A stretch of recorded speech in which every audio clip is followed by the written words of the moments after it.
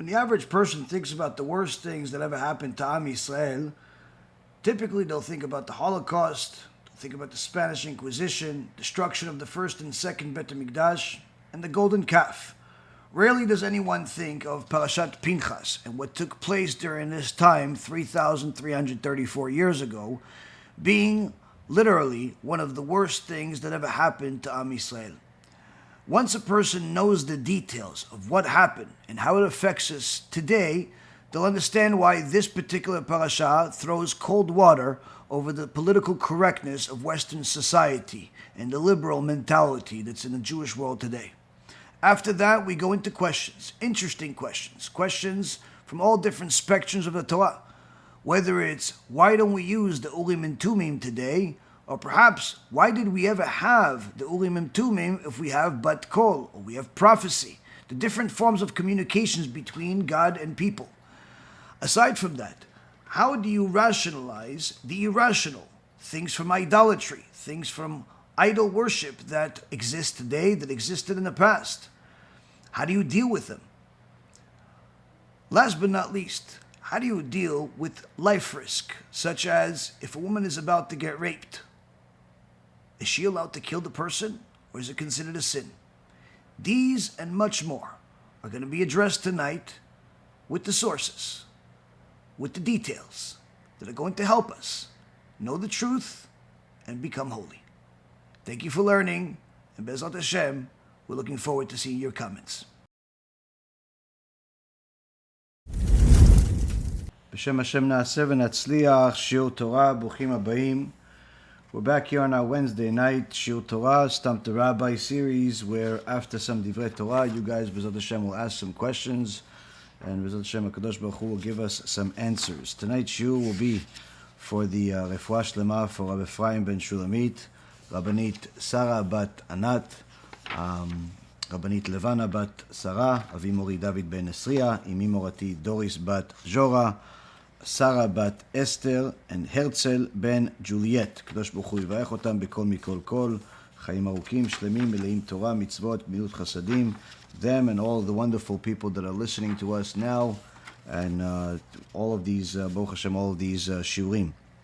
So tonight, we have Parashat PINCHAS, and Bezrat Hashem, we're going to learn a few things that perhaps are going to give us a little bit of a clearer perspective of where the Torah's ashkafa is and where our ashkafa is, where our ideology is, because Parashat PINCHAS is the one parasha that, in so many words, throws water over the Western ideology of political correctness, whether that political correctness is coming from the media, or needless to say, if it's coming from the rabbinical world, where people are simply doing everything possible to please the crowd, to please the fans, the subscribers, and quite frankly, this parasha is one to show us that it's not necessarily always a good idea to try to please people, as the Torah tells us in the Gemara that someone that is merciful to the wicked will eventually be vicious to the righteous. So there's a time and a place for everything, and we're not saying that a person needs to be vicious. We're not saying that a person needs to be angry or upset at everyone for not being perfect. But at the same token, to water down our Torah and to try to humanize God is certainly not the direction. Now, Parashat PINCHAS, of course, really starts at the end of Parashat Balak, and there are plenty of questions we all should have already had about this parasha already for the last week, where the storyline is obviously well known, where after Bilaam sees that his curses are not working through prophecy the first two times, the third try, Chazal tell us that he actually tried to go to witchcraft. And that's one of the ways they learn it, is that when Bilaam gives a blessing, he says that HaKadosh Baruch Hu is in charge of the heavens and the the things that are above and below. And there Chazal tell us that he's actually referring to both the angels and the demons. The angels that are in the heavens and the demons that are here in this world, but also have the ability to go up to the heavens. And Bilaam goes to witchcraft, but yet does not succeed there either, because HaKadosh Baruch Hu decides to give him prophecy for the sake of Am Yisrael on the third try, and bless Am Yisrael once again. As the Gemara mentions that Bilaam had a special talent where he knew the rega, which is in essence the moment that Hashem judges the world. And the rega is not, it's a fraction of a second. And this particular moment that Hashem judges the world is in essence an open ticket for Bilaam to throw whoever he wants to throw under the bus. Where if he wants to curse somebody, he wants somebody to be judged by Hashem, that's the time that he would do it. And he tried to do this with Am Yisrael. He tried to use those moments where Hashem judges the world. He tried to actually throw Am Yisrael and put them in trouble during that time. And that's why one of our daily 10 remembrances is to remember what happened with Balak and Bilaam and how HaKadosh Baruch Hu did not judge the world during that time, and in fact he blessed us. And this was in essence a HaKadosh Baruch Hu showing us that he is not bound to any particular rules. He is the king of all kings. And Parashat Balak finishes off with by far the most tragic thing that ever happened to Am Yisrael. Now, typically, when you hear about tragedies that happen to Am Yisrael, you may hear about recent events, horrific things like the Holocaust, where 6 million Jews were murdered by the evil Nazis in cold blood and tortured. Or you hear about the Spanish Inquisition, you hear about the destruction of the first and second Bet HaMikdash, you hear even about the golden calf. Rarely is the biggest tragedy in Am Yisrael's history ever coincide with Parashat Pinchas. But tonight, we're going to give you guys a little bit more details to actually show you how much of a tragedy this whole thing actually was. Because while many of us look at the psukim and we see that this whole thing cost us 24,000 people, the truth is that it was much more than that. The truth is that it was 7 times more than that, 8 times more than that. But this is part of the oral Torah that we need help from in order to understand truly what it actually meant. The same thing, we need to know, how does this really affect us today? You know, while the Torah is, of course, full of laws, full of extraordinary parts of Am Yisrael's history, we always have to learn how to apply these things to our lives today. How do we benefit from this parasha? What do we learn from it? And in fact, what part of it has to do with us today? Last but not least, was Pinchas overly zealous, or was he righteous? Now, we know from the beginning of Parashat Pinchas that HaKadosh Baruch Hu agreed with his act, and in fact blessed him. But what does that actual blessing mean? These are some of the things we're going to discuss tonight, Be'ezrat Hashem, to try to get a better hold of what's going on. So at the end of Parashat Balak, Bilaam gives the advice to Balak, and he tells him, obviously, the God of all gods, the King of all kings, does not want to curse his people. He's not going to allow it to happen. But if you want to defeat them, you have to get them to do something that will put them on the bad side themselves, on the bad side of God. And Elohim soneh zima, their God hates immorality.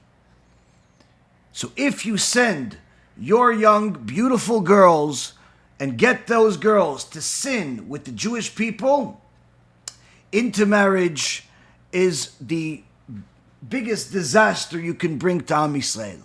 And that's in essence what happened, where Balak initially asked Bilaam, would they listen to me?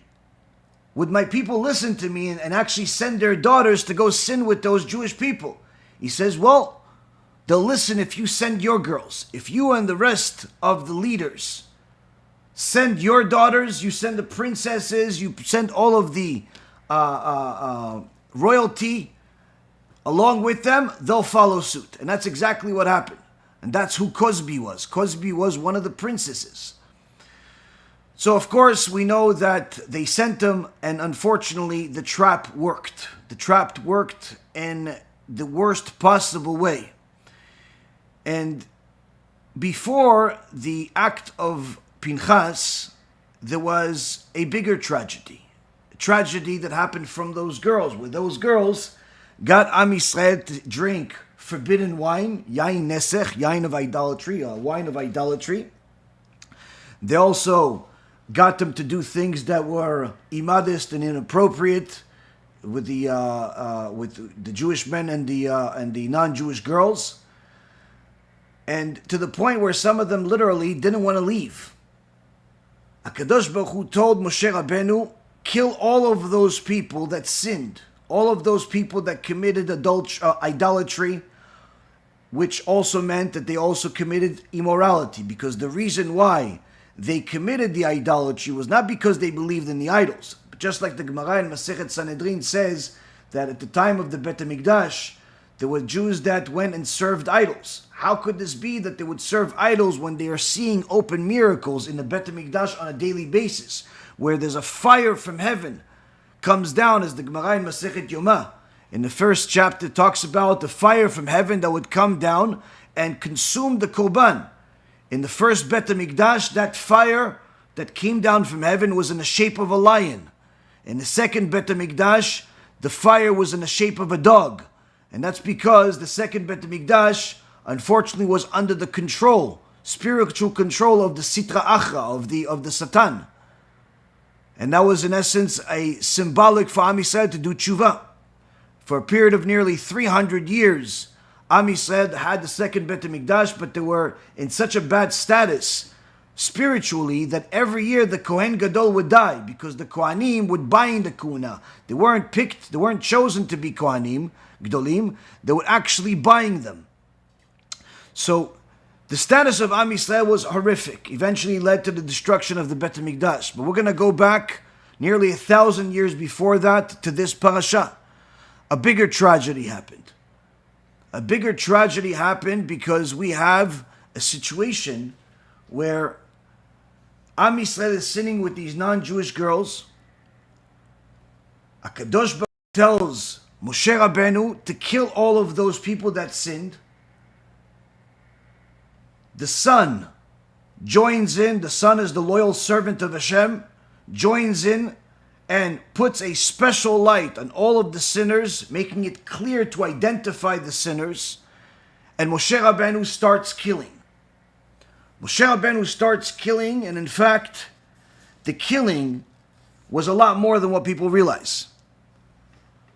Before Zimri decided to join in and go to war against Moshe Rabbeinu and against Hashem, as we see from this week's Parashat Pinchas, when it talks about Korach, it talks about Datan Aviram, it says that they went to war, they went against Hashem. It doesn't say they went against Moshe.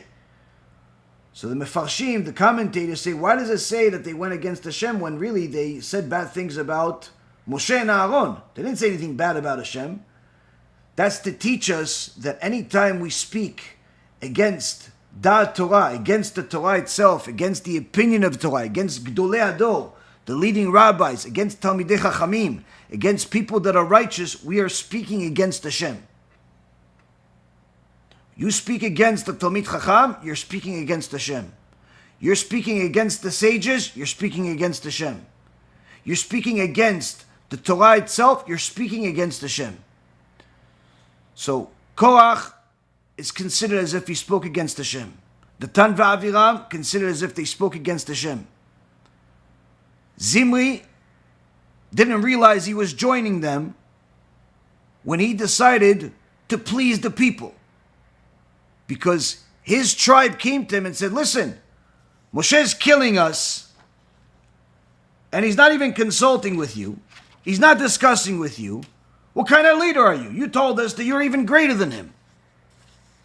How great can you possibly be if he doesn't even have to console with you before he kills us?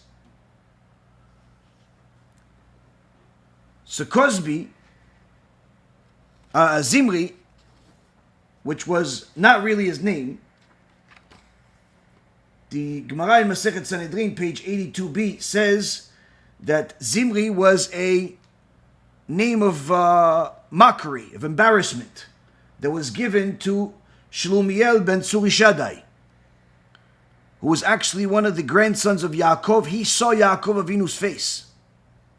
He was the son of Shimon. This Shlumiel ben Surishadai was hundreds of years old. But he was called Zimri because of the sin that he made, because of the relations that he had with Cosby, that he lost his mind so much that literally the Satan's wife took over his body to the point where he committed so much intimacy with her that his seed became like a rotten egg, says the Gemara. But what led him to do this? Why didn't he just go and console with Moshe Rabbeinu and say, listen, Moshe, next time you kill one of my boys, talk to me first. Why did he just lose his mind? How many people could have Moshe Rabbeinu possibly have killed to make this the biggest tragedy ever?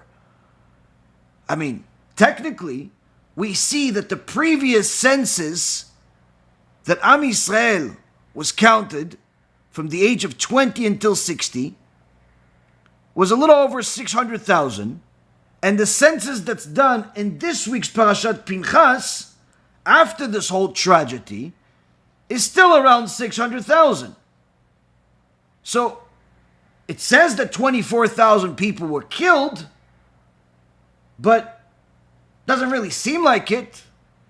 It says that all of the tribes had significant number of people between the age of 20 and 60, with the exception of the Shimon tribe, where you clearly see that their tribe has much less than everybody else. All of the other tribes have 40, 50, 60, 70,000. Yosef's two sons combined have nearly 90,000. Yehuda has over 70,000. Shimon, a little over 20,000. Literally, it seems like the entire 24,000 were just him. If that were the case, it wouldn't be the biggest tragedy. So, we have to ask ourselves a question. The last time we did a census was many years before this. Where are the kids? How come the numbers are staying the same? We know that in Egypt, each time a woman gave birth, it was 6 kids at a time. Each family had 60, 100, 200 kids. Those kids grew up over a period of 40 years. Certainly they grew up. You would expect the numbers to go up somewhat. A book that I started reading recently, said that during the tragic times of the Jewish people of the 1800s, around the time of the Enlightenment movement, when it came down and decided to declare war against the Torah and the Jewish people, by the Jewish people, where the Reform movement began, Zionism began, and at that time, there was approximately 2.5 million Jewish people in Europe. Doesn't seem like much, especially when 100 years later there's a Holocaust that wipes out 6 million of them.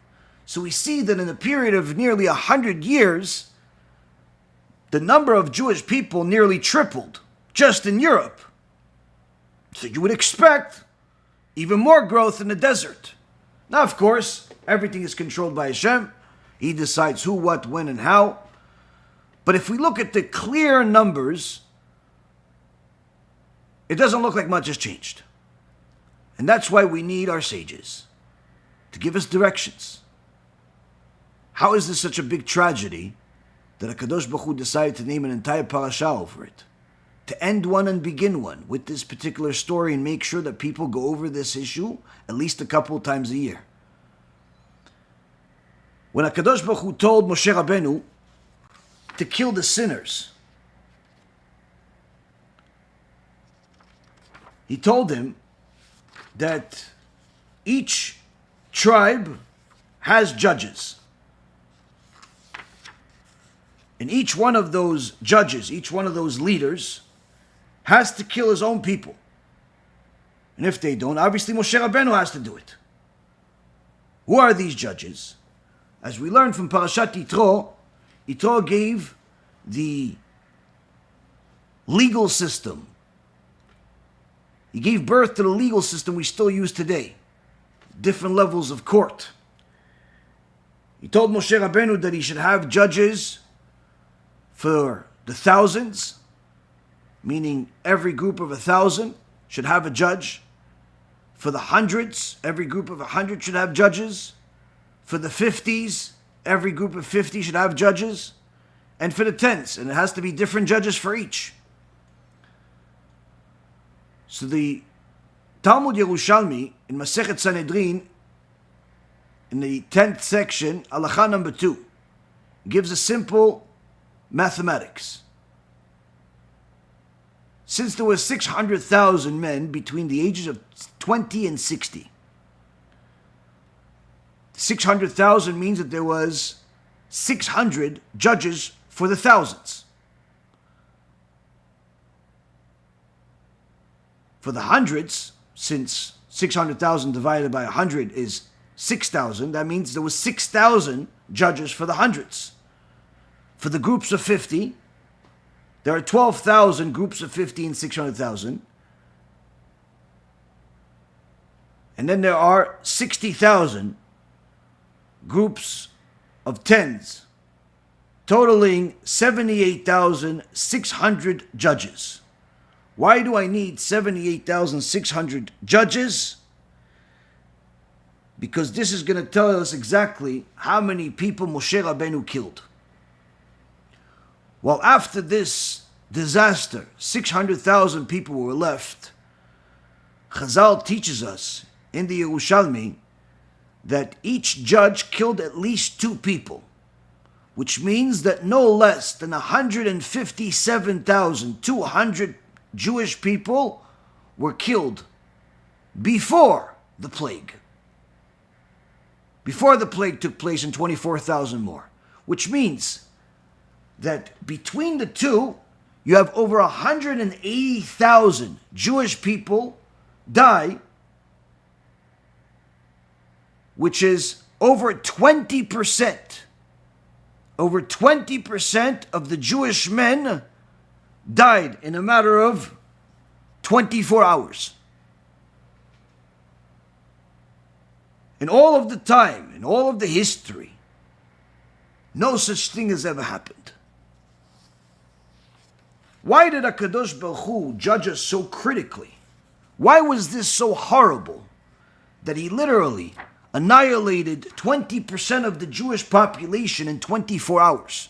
We're not talking about the overall population, because certainly there were kids and below 20 years old, there was women, there was elder men, but of the so-called census that's constantly counted in the Torah, the people that are able to be soldiers between 20 and 60, more than 20% of them were killed in 24 hours.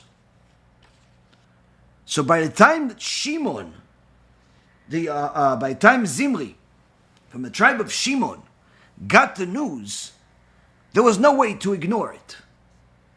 There were literally people being hung everywhere. After they would stone them, they would hang them in order to make an example out of them. Each and every single one was an example. Those people hanging everywhere.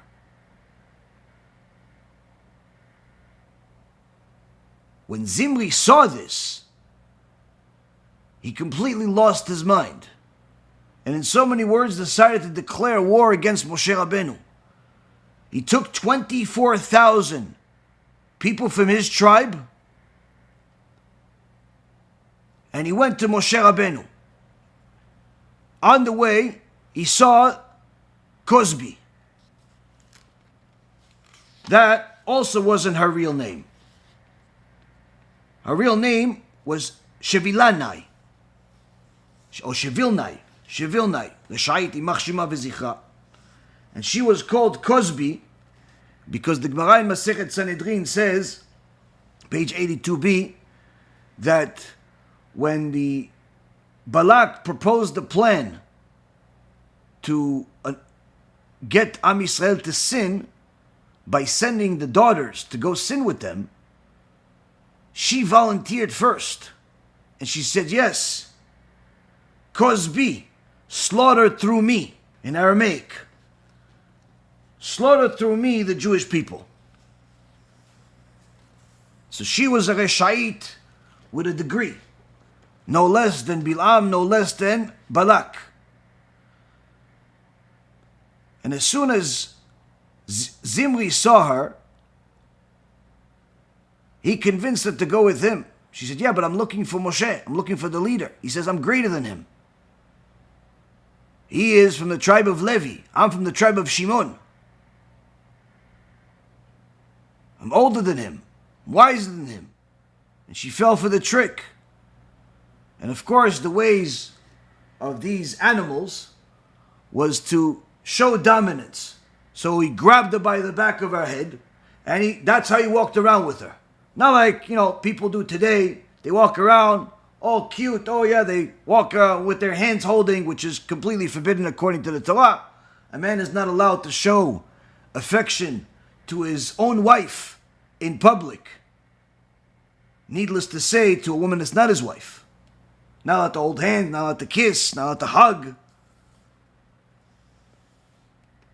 Anytime you see anybody having a picture, them hugging their wife in public, online, if you're close to that person, you should tell them there's an halacha in Shulchan Aruch that you're not allowed to show affection to your own wife in public. Needless to say, have a picture of it. If you're not close to the person, perhaps you should send them the shiur. Maybe they'll hear from me. But either way, this unfortunately is, this halacha is like in a lost and found in the Jewish world, because recently I've seen more and more rabbis having their pictures with their wives, holding hands and hugging each other in public. I mean, you would think that the rabbis at least would know the halacha, but perhaps that's too much to ask. Anyway, the Torah tells us that HaKadosh Baruch Hu decided to do something he never did before. The Chachamim tell us that this is the one time that HaKadosh Baruch Hu punished without a warning. And he punished severely. Even the sin of the golden calf did not have such a severe punishment. Nowhere near the amount of people died. The time of the golden calf, only a few thousand people died. And that was literally worshipping an idol. During Korach, sure, a lot of people died, but nowhere near the amount as this, not even 10%. During all of the other times that Am Yisrael sinned in the desert, not a single time was the punishment anywhere near as severe as this. And I would guess that if you calculated all of the punishments that they got in the desert, it wouldn't total the amount of people that died during this time. Meaning this is greater than all of the other punishments that happened to Am Yisrael in the desert over the 40 years. Why?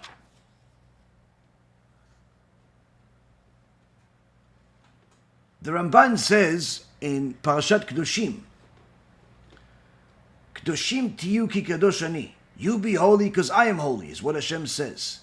And the way that Am Yisrael distinguishes themselves most significantly from the Gentiles is to the issues of morality. How a man is loyal to his wife, how there's modesty, there's no promiscuity, there's no intermarriage, there's no premarital relations.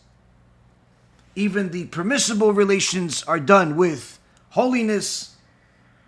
And when that holiness is thrown in the garbage, and men are wasting seed, and men are promiscuous with non-Jewish women, and needless to say, promiscuous with Jewish women that they're not married to, and women are promiscuous, and all of this happens, HaKadosh Baruch Hu says, this is turned into Sodom and Gomorrah.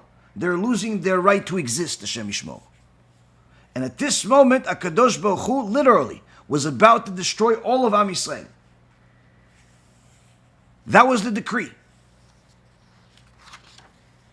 When Pinchas ben Eleazar ben Aaron HaKohen, which interestingly enough is the first time we see in the Torah that someone is mentioned, not only the first name and the name of the father, but also the grandfather. This is because HaKadosh Baruch Hu wanted to make sure that everybody knows that even though Pinchas ben Eleazar was not a Kohen, even though his grandfather was a Kohen, his father was a Kohen, he wasn't a Kohen.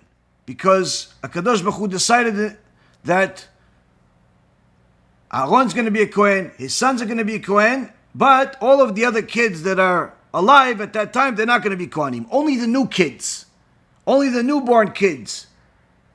In the future, they will be Kohanim. Which means that Pinchas wasn't a Kohen. So people said, yeah, Pinchas, he's like, his grandfather's an idol worshiper. Yitro. HaKadosh Baruch Hu says, no. Pinchas ben Eleazar ben Aaron HaKohen, he's officially Kohen Gadol. And for those that ask, wait a minute, but you already had Eleazar as a Kohen Gadol. How can you have also Pinchas Kohen Gadol? If you look at the Gemara, Masechet Yoma, in Masechet Sanhedrin, in multiple places where it talks about the different service that they did at the Bet HaMikdash, first and foremost, you would find out that there were multiple Kohanim Gadolim. There was a Kohen Gadol that was a Zgan Kohanim, the person that would constantly be like Rabbi Chanina's Zgan Kohanim in Masechet Pesachim on page 14. He was, in essence, the replacement Kohen. If the first Kohen became impure or he died or anything like that, immediately they have a new Kohen Gadol already ready and knows everything. But in the meantime, he is his right arm. Anything the Kohen Gadol needs, he's there. On the night of Yom Kippur, they're both in different rooms. They're both preparing for the next day, even though they know who's going to be the one that's supposed to do the service the next day on Yom Kippur. In case there's keri that comes out, there's seed that comes out of him and he becomes impure, the second Kohen takes his place. In case something happens, he dies in the Kodesh Kodashim, second Kohen takes his place. But there was also another Kohen Gadol. There's Kohen Gadol that was at go to wars. There were multiple Kohanim Gadolim. This also answers the question of some people that have mentioned that there is a Arizal that says that Korach, eventually when there's the world will reach its culmination, after Gog and Magog, after Mashiach arrives, the good part of Korach, after all of the bad part has been burned in Gehenom for the last 3,334 years, and however many years are left, however much time is left before Mashiach comes, he's in Gehenom. But whatever is left at that point that's good, that will come back to the world and will get a job as a Kohen Gadol. He won't be a Kohen Gadol above Aaron HaKohen. He'll be a Kohen Gadol because there's multiple Kohanim Gadolim. So there's no contradiction there. The point being is that Pinchas becomes Kohen Gadol on his own merit. Not because of who his father is, but rather because of what he did. Because while HaKadosh Baruch Hu decreed that the act was so horrible, that Sodom and Gomorrah in the generation of Noach was about to repeat itself. Pinchas ben Eleazar ben Aaron HaKohen Eshiv et chamati. He stopped my wrath. Why? Because he went to war for the sake of God. So we have to ask ourselves, does God need us to go to war for him? This is answered in the beginning of the parasha by Onkelos. Because while many people, unfortunately, don't read books and they only hear videos of people that don't know how to quote any sources and just simply say whatever crazy is in their mind, the way of Torah is to learn from sources, not from our minds. Certainly, you could have your own insights, good things that you came up with. There's no problem with that, but as long as it doesn't agree with the Torah. Problem is, many times, people's ideas are not Daat Torah. So in the beginning of the parasha, says that Hashem spoke with Moshe, and he says, Pinchas, the son of Eleazar, the son of Aaron HaKohen, turned back my wrath from upon the children of Israel, when he zealously avenged my vengeance among them. So I did not annihilate the children of Israel in my vengeance. From there, Chazal tells us, we learn that when someone rebukes, when someone fights for the honor of Hashem, he brings mercy to the world. So if somebody asks the question, why did Pinchas decide to go take this battle on? Why didn't he just sit quiet?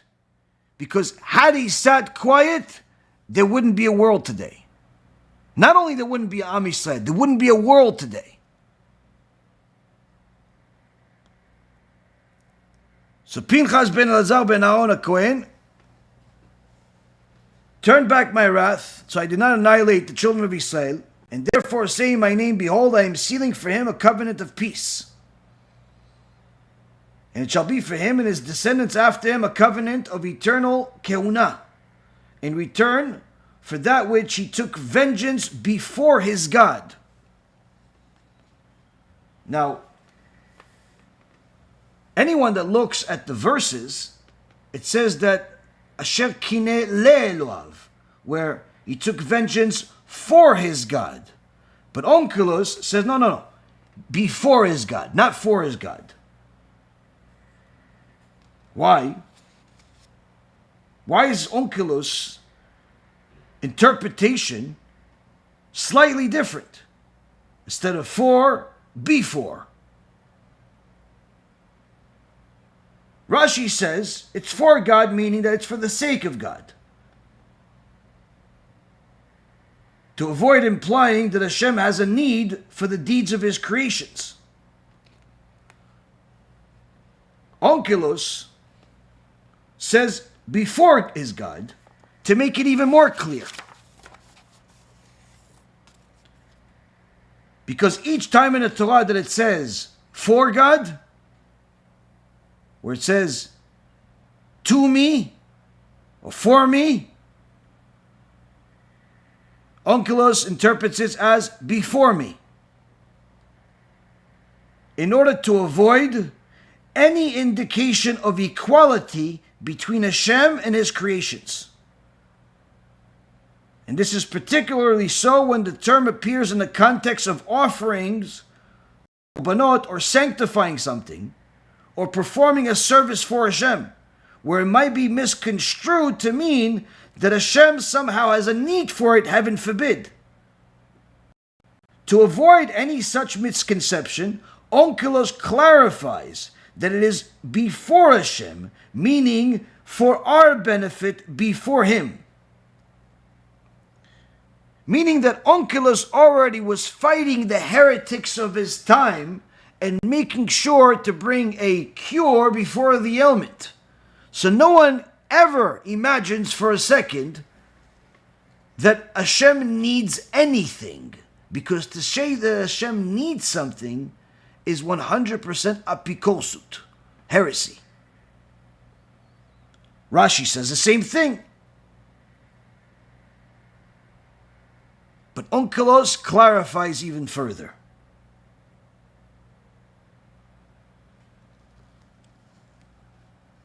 Now, so from there we see that the heroic act of Pinchas ben Eleazar ben Aaron HaKohen, taking vengeance before his God, was not that God needed him to fight his wars. Same as God does not need us to fight his wars or for anything else for that matter. But rather, he wants us to fight his wars because that shows him that we love him. That shows him how much we believe in him. That shows him how much emunah we have in him. Because Pinchas ben Eleazar ben Aaron HaKohen, the Mishnah in Masechet Avot said, he knew he was going to die as a result of killing the leader of the Shimon tribe. And 10 miracles were made for the sake of Pinchas in order to make sure he doesn't die, which included bringing him back from the dead because he did die. Pinchas killed Zimri and Cosby, and as soon as he did this, the soldiers of Zimri entered and saw this whole thing. They saw the spear of Pinchas go through both bodies of Zimri and Cosby together. A miracle of its own. Of how it went through them, through the reproductive organs, in order to make sure that everybody knows that he was permitted to kill them because they were in the middle of the act of something that was forbidden. If they were not in the middle of the act, he's not allowed to kill them. But because they were in the middle of the act, he was allowed to kill them. And he killed them in such a way that HaKadosh Baruch Hu miraculously made the spear go through the organs where you actually saw how this happened. There was no doubting it. But because soldiers came in from the fear of what's about to happen, he had a heart attack and died. HaKadosh Baruch Hu brought back his neshama with superpowers alongside it. Came back from the dead and had such powers that he took the spear with Zimri, with Cosby, on the spear, lifted him up in the air with one hand like a flag, throwing everybody out of the way and running through all of the camp of Am Yisrael to show them what he has in his hand. After showing all of Am Yisrael what just happened here to sanctify HaKadosh Baruch Hu's name, Pinchas shows the real reason of why he did what he did. As he throws the bodies on the ground and cries out to HaKadosh Baruch Hu and says, for these two people you killed all of your children here. Meaning that the rebuke, the protest, the zealousness at the highest possible level wasn't because Pinchas wanted something. Pinchas benefited in some way. But rather was because the extraordinary pain that Pinchas felt seeing his brothers and sisters die spiritually and thereby physically as well.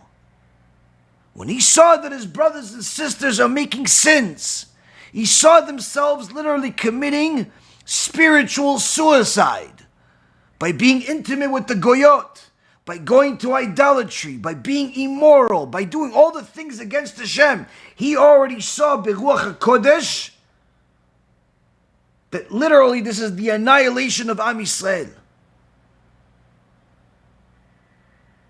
He saw this in Shamayim. Chazal also teaches us that HaKadosh Baruch Hu gave the prophecy to see all of this, including what Hashem thinks about it, including what happened with Zimri and Cosby, including what Pinchas did, literally like a quick to all of the leaders of Am Yisrael, the heads of the Sanhedrin. So when they see Pinchas, they give him kavod. Because even though by now they knew the halacha, they knew that he's allowed to do it, unless they saw this in prophecy, they wouldn't have been happy with Pinchas to the point where the Gemara says they would have put Pinchas on cherem. Why? You're too zealous for us. Yes, you're allowed to do it, but isn't there another way? Maybe you could talk to them. Maybe you could wait. Maybe this, maybe that. Pinchas knew there's no time to wait. Had he waited, there wouldn't be an Am Yisrael chas v'shalom. The other rabbis, Talmidei Chachamim, Tzadikim, good, but didn't have the same level of Yirat Shamayim as Pinchas, the same level of prophecy as Pinchas, the same level as Dveikut to HaKadosh Baruch Hu as Pinchas, the same level as pain as Pinchas had when he understood the consequences of everything that's happening. And HaKadosh Baruch Hu miraculously showed them all of this.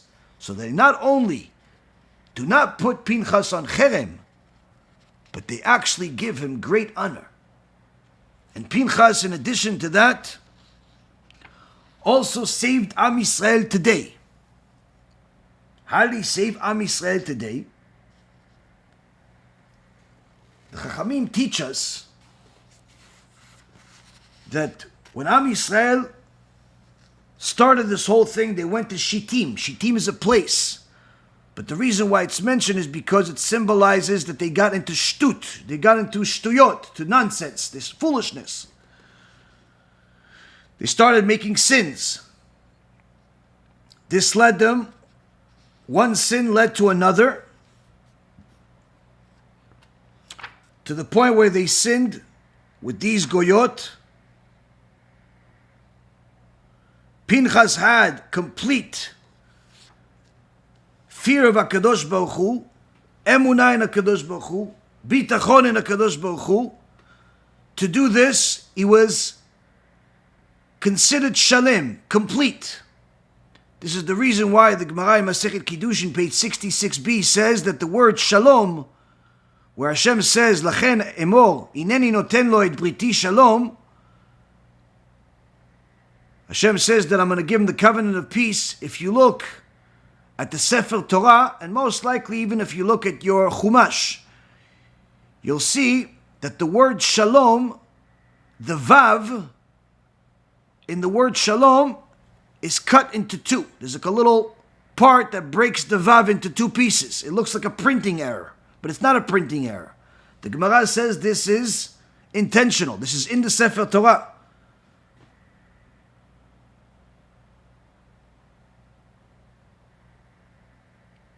Because a Kohen that is not shalem, that's not complete with Hashem, his korbanot are no good. If he brings a korban, but he is impure, even if he does everything right, his korban is not valid. If he thinks inappropriate thoughts while he's bringing a korban, korban is not valid. If he brings a korban, he has to be complete with Hashem. In order to teach us that we too have to be shalem, we too have to be complete with Hashem, and not partial, not severed like the Vav. When we serve HaKadosh Baruch Hu in our prayer, we serve HaKadosh Baruch Hu in our mitzvot, We serve HaKadosh Baruch Hu with our tzedakah. We serve HaKadosh Baruch Hu with our shlom bayit. We serve HaKadosh Baruch Hu with our learning Torah. It cannot be severed. It cannot be partial. You have to be complete with Hashem. You have to try your best every day. Every mitzvah you do your best. You're going to pray your best. You do morning blessings, do the best. You learn Torah, try your best. You failed, try again your best. You failed, try again your best. Every day you try your best until you get to completion. Until you get to a point of being shalem. Why? Because to be incomplete because you simply didn't succeed is one thing. But to simply decide you're not going to do it, that's not good, to say the least. HaKadosh Baruch Hu gave this covenant of shalom to Pinchas to symbolize that Pinchas is shalem, he's complete. He's complete yirat shamayim, he's complete emunah in Hashem, he's complete bitachon in Hashem, because that's the only way that somebody can bring themselves to be zealous. That's the only way that a person can bring themselves to truly fight for Hashem and not for their own honor, not for their own righteous ideas. When you fight for the sake of Hashem, that means you're willing to sacrifice everything, even if you know you're going to lose everything as a result. Because the honor of Hashem is greater than anything else you can get. And because of that, Rabotai Yekarim, this act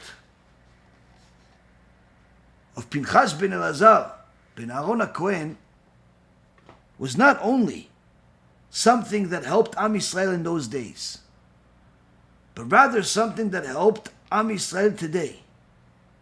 When Am Yisrael sinned with the golden calf, HaKadosh Baruch Hu knew that whatever rectification they did was not enough. Killing a few people, saying I'm sorry, it wasn't enough. And therefore, in every generation since then, anytime Am Yisrael gets suffering, part of it is because of the sin of the golden calf. Because if you would give it to us in one shot, we wouldn't survive. This act of immorality, national immorality, at the time of Pinchas, at the time of Parashat Balak and Bilaam over here, was worse than the golden calf. We see from what the punishment was. So how come nobody's talking about how part of the reason of why we suffer today is because of this? It was because the act of atonement by Pinchas was so extraordinary. What he did, the sacrifice, the mesirut nefesh that he did, knowing he's going to die and still doing it, knowing he's going to lose everything and still doing it, knowing that no one else is going to do it and still doing it, knowing that people are going to go against him and still doing it. In fact, even paskening on halacha in front of his rabbi.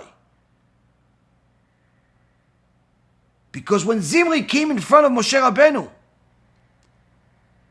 it was such a horrific time that Moshe Rabbeinu was speechless. When the other judges, the other dayanim of the Sanhedrin saw that Moshe Rabbeinu did not have a response, they thought that Moshe Rabbeinu doesn't know Torah. They thought maybe there's a mistake in the Torah. They didn't realize that Moshe Rabbeinu was in such agony from the pain of what's happening here, from the desecration of God's name, such agony that he literally couldn't even speak. But people interpreted it in the wrong way. They thought that maybe perhaps Zimri knows more Torah than Moshe Rabbeinu. That's why they started crying hysterically. Pinchas sees this, gets the prophecy of what's actually at stake here, understands that literally the entire nation is on the line right now because of this Chilul Hashem. He tells Moshe Rabbeinu, my uncle, weren't you the one that taught us that if a Jew sins with a Gentile and they're in the middle of the act, someone that's zealous and wants to fight the wars of Hashem can kill them? Moshe Rabbeinu says, yeah.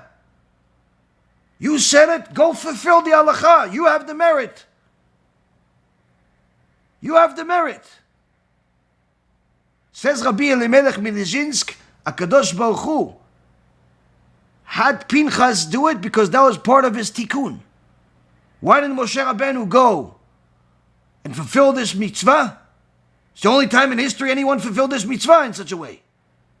Why wasn't Moshe Rabbeinu zealous to go fulfill the mitzvah himself? Because he knew that the tikkun of Pinchas was to fulfill this halacha. It was his tikkun. He had to do it.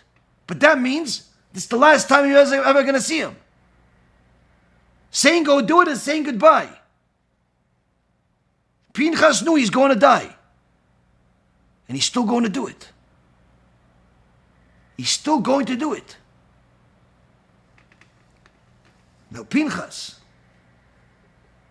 goes in there and says an halacha in front of his rabbi. The Gemara in Masechet Sanhedrin says anyone that says an halacha in front of his rabbi deserves a death penalty. Not allowed to say an halacha in front of your rabbi. Somebody asks a question, you know the answer, but your rabbi is there, you're not allowed to give an answer. If they ask you, hey listen, are you allowed to carry on Shabbat? Easy question. Your rabbi's right there. Are you allowed to eat pork? Easy question. You know the answer. Your rabbi's right there. Silence. You say, ask the rabbi. Why? You say an halacha in front of your rabbi, you have a problem. So how come Pinchas is allowed to do it? Says the Gemara in Masechet Sanhedrin. And the first time I mentioned this in a shiur was about 8 years ago, when they were bringing a missionary to the Boca Raton synagogue shul. And the Gemara says, in a place that there's Chilul Hashem, there is no honor given to the Rab. Anytime there's a desecration of God's name, there's no consideration to the honor of any rabbi. Why? Because the honor of God is much greater. Right now there was a Chilul Hashem. They were bringing a missionary to the synagogue. Right now there was a Chilul Hashem. Zimri was sinning with a non-Jewish woman in front of everybody, making fun of the sages, making fun of Moshe Rabbeinu, making fun of Hashem, cares less about the law. There's no time here to give honor to Moshe Rabbeinu. As great as Moshe Rabbeinu is, Pinchas knows the halacha and goes and acts upon it. Just like when sometimes people say, listen, you said that Rabbi such and such is saying things against the Torah, and you call them a heretic. Did you speak to him first? Did you ask him to explain himself first? Did you speak to a Bet Din first and get permission from them to call this rabbi a heretic? Yes, I spoke to the Rambam. I spoke to the Shulchan Aruch. I spoke to the Gemara. I spoke to the Yerushalmi and the Bavli. Yes, I spoke to them. They told me he's a heretic. You don't need to speak to the guy that's a heretic in order to confirm he's a heretic. If he says things against the Torah that are as clear as day, where he says that God needs you, or he says that there's no Gehenna and it's only a parable, or he says that it's okay to drive on Shabbat, or it's okay to invite missionaries to a shul, you don't need to speak to him or any Dayanim or any Bedin to know that this is an apikoros. You don't need to get permission. His heresy gave you permission and an obligation to speak them. You must rebuke your fellow is not you must rebuke your fellow after he gives you permission to rebuke him. Doesn't say you must rebuke your fellow after you get a letter with a stamp on it 6 months after you sent it. getting permission.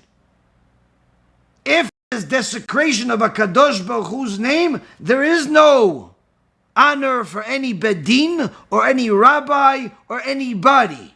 Why? HaKadosh Baruch Hu comes first. If somebody desecrates the name of God publicly by making statements that are heretical, you have not only a permission, you have an obligation to speak against them. Obligation. There's the rebuke, and then there's the mitzvah of protesting against the sheker, protesting against the lies. It's not a nice deed to do, but rather it's the deed that saved Am Yisrael, where Pinchas didn't wait to get permission. He didn't ask anybody what their opinion was.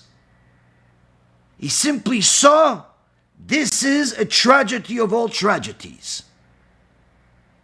Moshe, you are the one that told us this halacha. Yes, you're right. Pinchas didn't waste a second. He went to go kill the guy. And because of that zealousness that came out of pure love for HaKadosh Baruch Hu, pure love for Am Yisrael, agony and pain, his heart breaking to shreds as HaKadosh Baruch Hu's name is being desecrated. Agony and pain as he sees his brothers and sisters dying from a plague, being hung from all horrible things. Literally, 20% of Am Yisrael died in front of his face. There's no time to give honor or ask for permission.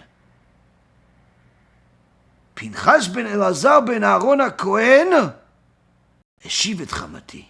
He took back my wrath. Not took back my wrath that one time, 3,000 years ago.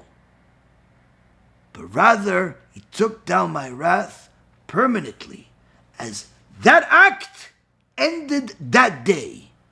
Unlike the golden calf, which we suffer for until this day. The act of Pinchas was so extraordinary in the eyes of HaKadosh Baruch Hu that it atones for it until this day. Meaning, had Pinchas waited one more minute, had Pinchas asked for permission, wait for some letter to come in the mail, had Pinchas waited for a census of people, a quorum of people to agree with him, the atonement would have not been enough. And literally, Am Yisrael would have been at risk to being completely annihilated, chas v'shalom. And therefore, says Chazal in Masechet Sanhedrin, that this gift that HaKadosh Baruch Hu gave to Pinchas is not just a gift of eternal keuna, but rather an eternal atonement for himself and for all of Klal Yisrael for this particular horrific sin. One act saved Am Yisrael, not just that one day, but until today. This means, Rabotai, that while the evil Datan Aviram are mentioned here, as it says, the same Datan Aviram, meaning they were wicked in the beginning, they're wicked in the end. They're wicked back then, and their version of Datan Aviram in our generation is wicked today. Datan Aviram had beards. Datan Aviram had hats. Datan Aviram were rabbis. People consider them important. A person has to know the way you determine whether something is right or wrong is based on halacha. If the halacha says allowed, allowed. Halacha says not allowed, not allowed. A rabbi asked me recently, Rabbi, why do you say that such and such is a heretic, a hapikoros, because he socializes and does business with Christians? This is because the halacha says that you're not allowed to be within 4 amot, 6 feet of a missionary. If he's just a Gentile, no problem. But if he's a Christian missionary, you're not even allowed to stand next to him. Needless to say, be partners with him in a business, in a media business. Needless to say, times 1,000,000. Invite him to your shul. Needless to say, times 1,000,000,000. Make children's movies and call them Avraham. Not allowed to do these things. Come on, where does it say that? Gemara, Masechet Avodah Zarah, page 17. The Rambam also paskins this way. So does the Shulchan Aruch. Yeah, but I have so many people that I know at work that are, very nice Christians, and they talk about their religion all the time. Change jobs. If you can't, simply stay away from them. Don't talk to them about religion. There's no permission to. And needless to say, don't invite them to your house or to your synagogue. But it's interesting that people are so focused on being nice to people, to the community, to the other religions, that they simply forget to look at the halacha and see what's allowed and what's not allowed. And just like the Chafetz Chaim said about Ilchot Shabbat, someone that doesn't study Ilchot Shabbat certainly is going to violate it. The same concept goes with ideology. Someone that does not learn Mussar in order to ensure that his ideology is in line with Daat Torah is certainly going to have a warped ideology. If your ideology is developed through a combination of some Torah that you've learned and the news that you've watched, you have the wrong ideology. If your ideology is developed from the rabbis you've heard and the politicians and newscasters you watch, your ideology is certainly not in the right direction. If the Torah that you learned is mixed with your opinion that you don't double check whether it's in agreement with the Torah, certainly your ideology is not in line with the Torah. Why? Because the natural inclination of a person is to have an ideology that's the opposite of the Torah, because he's influenced by the Yetzer Hara. And therefore a person must know, if you want to know how to think, if you want to know how to behave, if you want to know what to do under all circumstances, there's only one place to look at, and that's Daat Torah. And if you're not a Torah scholar with a rabbi and a kollel and dayanim and all types of readily, easily available access to what's the truth, then these are contacts you have to make. You have to get yourself a rabbi. You have to become part of some type of bet midrash that you're learning every day. You have to learn Torah every day. Why? Because without learning Torah, you're never going to know whether you're doing right or wrong. You're never going to know whether you're on a direct route to heaven or to Gehenna. Because many times, people depend on simply what they hear from their friends, from their colleagues, even if their friends and colleagues are a completely different religion. Even if their friend and colleagues may not even be religious at all.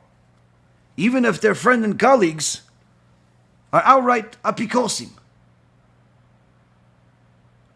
Today, we live in such a generation where already Rabbi Chaim Volozhin says that during his time, 200 years ago, most of the rabbis in the world were Erev Rav.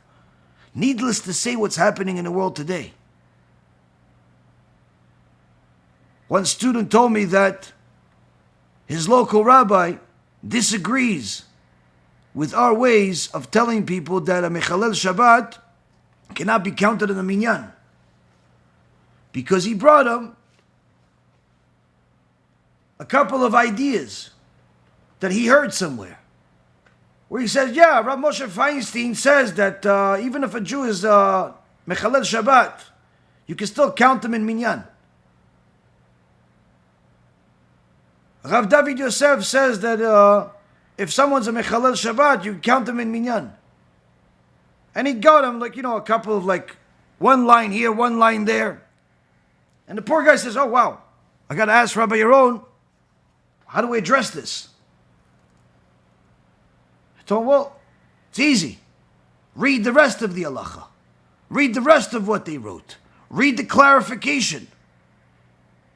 If you read only what they show you, then surely you're going to arrive at the same opinion as what they said. No one's going to show you black and say it's white. But in the world of the Torah, it's an endless ocean. And therefore, you have to double check everything. You have to ask yourself, if Rav Moshe Feinstein says that you can count Mechalel Shabbat and Minyan, how could all of the other poskim say otherwise without any consideration? If Rav David Yosef says Mechalel Shabbat can be counted in Minyan, how could he sleep at night knowing that his father, Rav Ovadia Yosef, the Gdol Hador, one of the greatest rabbis that ever lived, not just in his generation, write multiple times and speak multiple times of how this cannot be? How? Simple. You go to the Yabia Omer, volume Yud, and you see what the actual halacha is. And you see how Rav Ovadia explains every opinion. And he explains what Rav Moshe Feinstein was referring to was that if someone's a Mechalel Shabbat and you don't have any other choice, you have 10 people, one of them is a Mechalel Shabbat, and you want to say Kaddish, you can count that guy while you're saying Kaddish. He can't say Kaddish, but you can count him to say Kaddish. But you can't count him to bring the Torah out and do what a keilah does as a minyan. Just for the sake of saying Kaddish, you can count him for that. But not to take out the Torah, to read the Torah, to do Chazarat Hashatz, all the things that you do with a real minyan. No, just for the sake of saying Kaddish. That's what Rav Moshe Feinstein was talking about. And his dear son, Rav David Yosef, he's not talking about you can accept everybody to minyan if they're Mechalel Shabbat. No, he's simply telling you, if this is a tragic situation, and there's a place where there's only 10 Jews, there's nobody else. None of these Jews know right or left about Torah. Nothing. They don't know anything. They just started learning what Judaism is. And a couple of them are not keeping Shabbat. You could still act as if it's a minyan with obviously many, many limitations as far as taking the Torah out and all that stuff. But that's under extraordinary circumstances. But yet today, says Rav Ovadia, in the world we live in today, this is not applicable. Why? Because in the world today, where do Jews live? They live in Israel, where Baruch Hashem, every corner has a synagogue. They live in America, where Baruch Hashem, every Jewish community has multiple synagogues. They live in Canada, Baruch Hashem has many synagogues. They live in the UK, many synagogues, yeshivot, kollels. France, 500,000 Jews full of kollels, full of yeshivot. This is not applicable today. You have a yeshiva online, it's called Be'ezratHashem.org. You have all types of Torah websites, all types of Shurei Torah. No one can say they don't know what Judaism is. If they know they're Jewish, that's it. They already know what Shabbat is. You can't count that guy in a minyan if he's driving on Shabbat.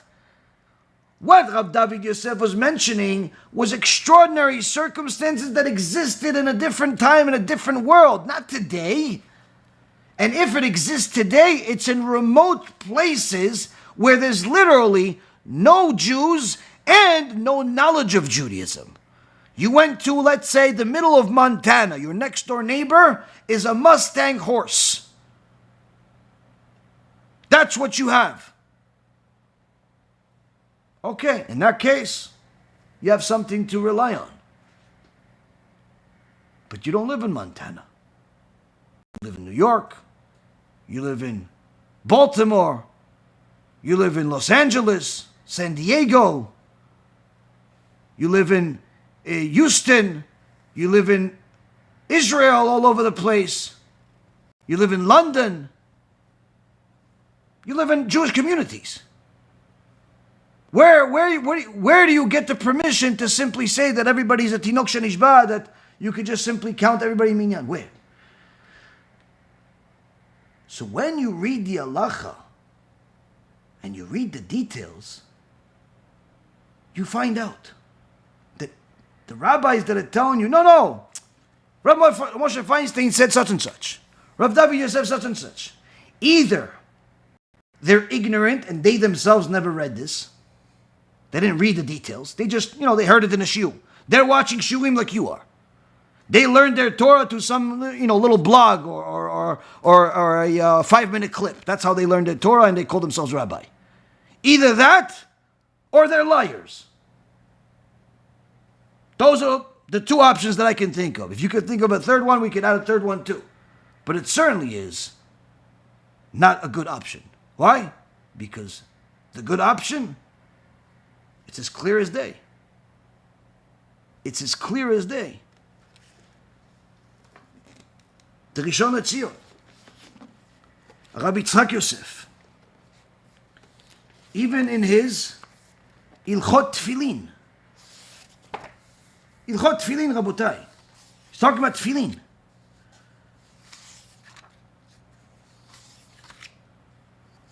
He asks a question.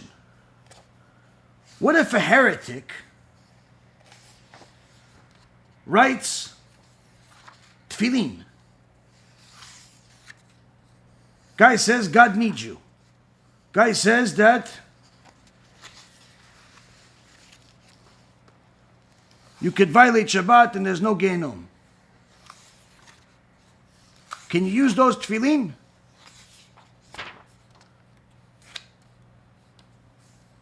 The Yalkut Yosef, basic level Judaism, brings the psak of Rav Ovadia Yabia Omer, brings the psak of the Chafetz Chaim, brings the psak of all of Gdolei Adol, and they're unanimous, which is, you cannot use those tefillin. It's a mitzvah to burn them.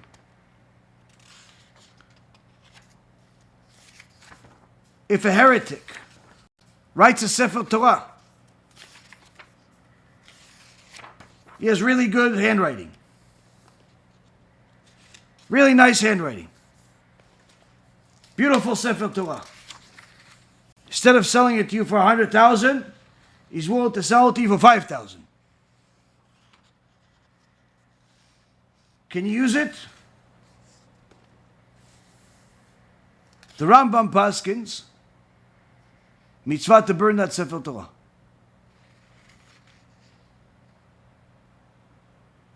So does Rav Ovadia, so does the Chafetz Chaim, so does everybody else.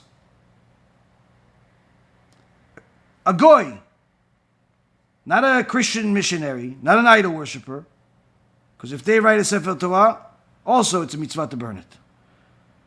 But if he's like a Noahide, nice guy, he didn't know he's not allowed to write a Sefer Torah. He decided to write a Sefer Torah. You take it and you bury it. Wait, but when the Jew that says God needs you, that says there's no Gehenom, he writes a Sefer Torah, you say burn it. The non-Jew believes in God. It's not a idol worshiper. He writes a Sefer Torah, you're also not allowed to use it, but you tell me, don't burn it? No. Why? Because the heretical Jew is worse than the non-Jew. Because the non-Jew, he's righteous. He's just not allowed to write a Sefer Torah. So you can't use it, so you bury it. Gniza. But a heretic, an apikos, it's the worst of the worst.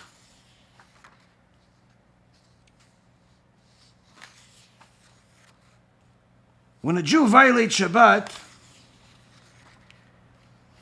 the Shulchan Aruch mentions it half a dozen times. The Chumash mentions it 12 times. The Rambam mentions it also about a half a dozen times. The Gemara, countless times. The Zohar, many times.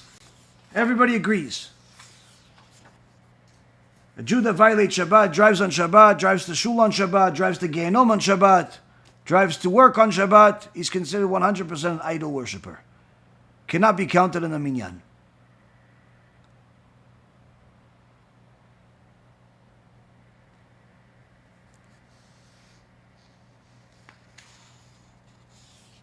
In fact, this is such basic level Judaism that if you actually bring this to any real Talmid Chacham, they're going to look at you funny, like, you really have these questions or you just are bored?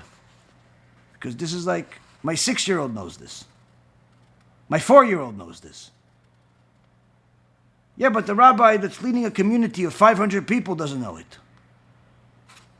So perhaps his teacher is Balak or Bilaam. If his teacher was Pinchas, he would know. Rabotai, HaKadosh Baruch Hu does not need us to fight his wars. But he certainly wants us to, because that will show that we know where we stand. That we know we depend on him, we need him, we love him, we fear him, we believe in him. And when we're complete with him, it's going to be easy for us to fight the wars of God. With that being said, I'm going to get a quick drink, and then you guys can ask some questions. Am I allowed to make the tie on my headscarf on Shabbat? Yes, if you're tying something that's not a permanent knot, then you're allowed to tie on Shabbat. The knots that are the tying and untying, that's forbidden on Shabbat if it's permanent. So if it's, let's say for example, somebody is tying a boat, that's forbidden on Shabbat, because the ties of a boat, the way you knot it is that it's a permanent knot. But if somebody is tying a headscarf, certainly that's not a permanent knot, because you're going to take it off later that day, or probably later that hour even sometimes. So it's not a permanent knot. No problem. Sarah is asking, how do you know if a rabbi is Erev Rav or a real rabbi? The most important thing for a person to do in their life is to make sure they have a rabbi. But the way that they know that the rabbi that they chose is the right rabbi, the Gemara in Masechet Moed Katan, page 17b, says first and foremost they have to have good midot. They have to have good midot. They have to be caring. They have to be patient. They have to be clear. They have to want your best and not necessarily want from you all the time. That's number one. Number two, they have to be well-versed, meaning they don't necessarily need to know everything off the top of their head, but they have to have enough yirat shamayim that if they don't know the answer to something that you ask them, then they're going to tell you, I'll get back to you. I'll find out for you and I'll get back to you. They don't pretend to know everything. If they know it, they give you the answer, they give you the source. If you need the source, but they didn't give it to you, you ask them for it, they'll get you the source within a reasonable time frame.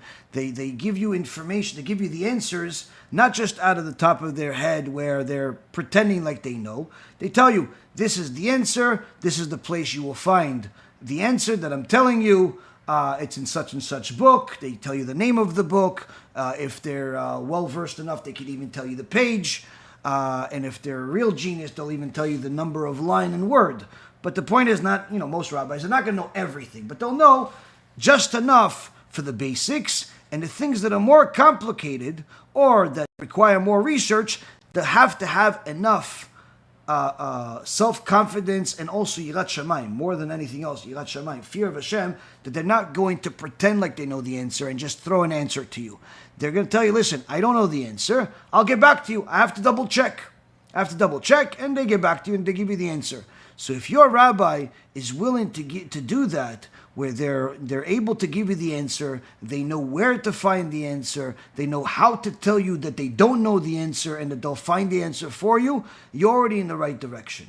But if you have a rabbi that is only good at giving you stories and giving you all types of speeches, but is not interested in your questions, is not interested in helping you with questions, pretty much he's only interested in your money, he's interested in you listening to everything he says without any questions or doubts. That's not usually a good rabbi. But it's not necessarily Erev Rav. The Erev Rav are people that are going to make up answers. Meaning, they're simply going to give you a philosophical speech about every question that you give them. They always have an answer for everything. And generally speaking, they never mention a real source.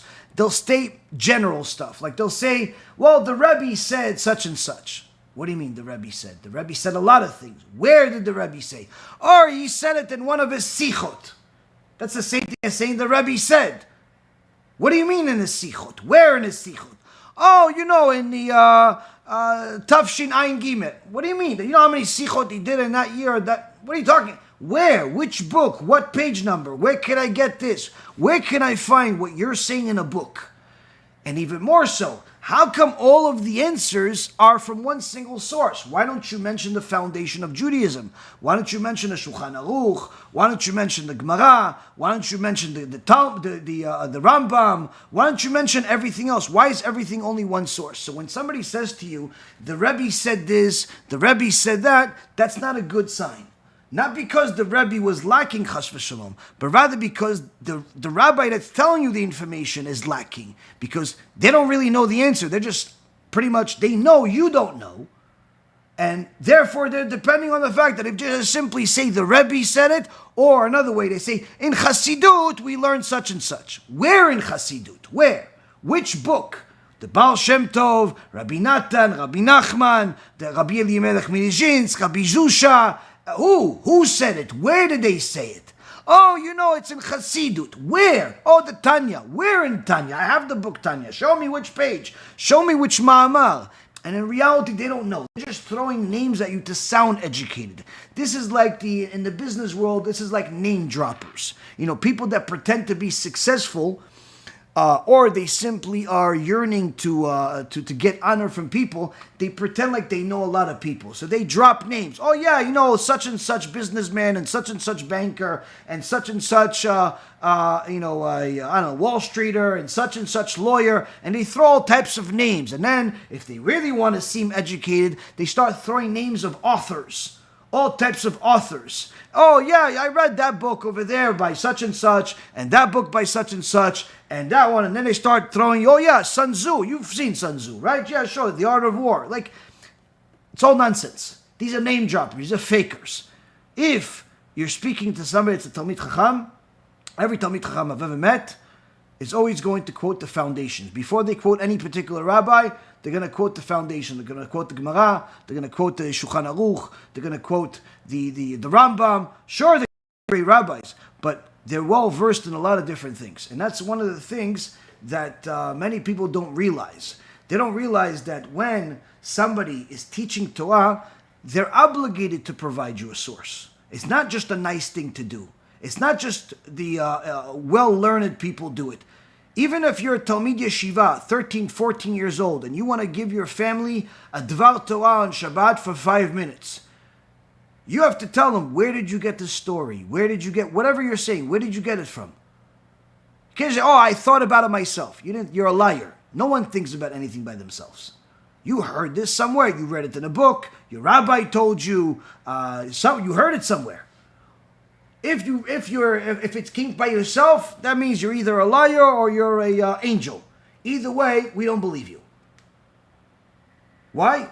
Because when you steal sources, meaning you're saying that you know something, that you got it and it's from nowhere, that means either you're a thief or a liar. Because the Mishnah in Masechet Avot says that when Esther told Achashverosh that his life is at risk because two of his servants want to kill him, she said it in the name of Mordechai, because Mordechai is the one that told her. And the Mishnah says, from there we learn that anyone that says what they know in the name of where they heard it, they're bringing salvation to the world. And anyone that says things that they heard from somewhere, they read somewhere, but they don't mention the source, they're actually delaying the salvation. They're delaying Mashiach. So there's a significant importance to actually bring sources. Now again, you don't necessarily need to know the entire Torah and everything by heart to be able to lead a congregation or be a rabbi. You just need to know that you have to be honest. Meaning, you may know the answer, but you don't remember the source. But you tell them, listen, this is where I heard. I don't remember the source, or if you need the source, I'll go find out for you. You know how to get it. You know how to get the source. Or if you don't know the source, say, listen, this is what I know, but I don't remember the source. Fine. But generally speaking, the more you speak, the more you teach, the more you're going to remember these sources, the more people are going to ask you questions. So if the rabbi that you're listening to doesn't bring you any sources, he doesn't tell you where he heard this story or where he read this halacha, and he just simply talks and talks and talks, and he just simply tells you what to do, but he doesn't tell you who told him what to do. And how does he know what he's saying is true? That's a very big problem. Why? Because more times than not, if you're going to double check what he's saying to you, you're going to start seeing mistakes. Now still, again, that doesn't necessarily mean he's 100% Erev Rav. That just means he's a problematic rabbi, that he shouldn't be a rabbi. But to know for sure that he's an Erev Rav is if he has terrible midot. If he has bad midot where he looks at women that are not his wife, he's an immodest person, he publicizes pictures of women that are not modest, he's into that stuff, then obviously he's not good. If he does things that are not kosher, like he gambles, or he goes to inappropriate places, he has a potty mouth where he says things that are forbidden, certainly he's a very serious problem. Another way is if he simply contradicts the Torah. If he says things that the Torah doesn't say, where he says things that are considered heretical, where he says God needs you, or he says that there's no punishment, that God loves you no matter what. These things are hereticals, which means that you need to learn in order to know what he's saying is right or wrong. You need to know enough. But usually, every Jewish neshama has, sort of like a radar where they know if somebody is lying to them or not. They know that if somebody is saying to them is true or not. So usually, if something doesn't sound good to you, then it's good for you to double check.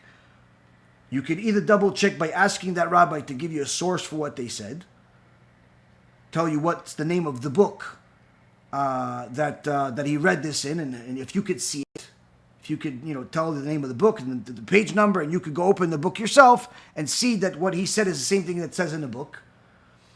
Or you could ask another rabbi that is a Torah scholar, that's Talmid Chacham, and tell him, listen, Rabbi such and such told me this. Is he right? If the other rabbi says, no problem, it's right because it's in, he gives you the source, then good. But if he says, no, it's not right, I have a different opinion, then you have to go back, take what the second rabbi said, say, listen, I told the other rabbi what you said, and he has a source that says the opposite. You said God needs you. He says there's a million places in the Torah it says God doesn't need you. So can you give me a source that shows that what you're saying is right, that God needs you? Which book says God needs you? Oh, it's a Mickey Mouse book. Mickey Mouse is not Torah. Mickey Mouse is not Torah. Pokemon is not Torah. Chassidut is an ocean. Where Chassidut? Chassidut has a lot of books. I have many books of Chassidut in the house. Tell me which one, I'll open it. Oh, it's not in there. It's Chassidut in your imagination? Oh, okay, so you're Erev Rav. So again, it's important for a person to know that if a person says things that are against the Torah, he's 100% Erev Rav. Unless, once he finds out that he said things that are wrong, he apologizes and he corrects himself, then he's just simply a regular person who made a mistake. If you show him that he made a mistake, and he says, oh, you're right, I made a mistake, I'll correct myself, okay, he's not Erev Rav, he's a good guy. But if he says, no, you just don't understand. You just don't understand, then he's more in line with the idol worshippers than he is with Judaism. So, the Erev Rav are people that change the Torah. They change the Torah in order to make people like them. They change the Torah in order to get people to give them all types of honor. They change the Torah in order to be popular. They change the Torah in order to make it more sellable. And those people are...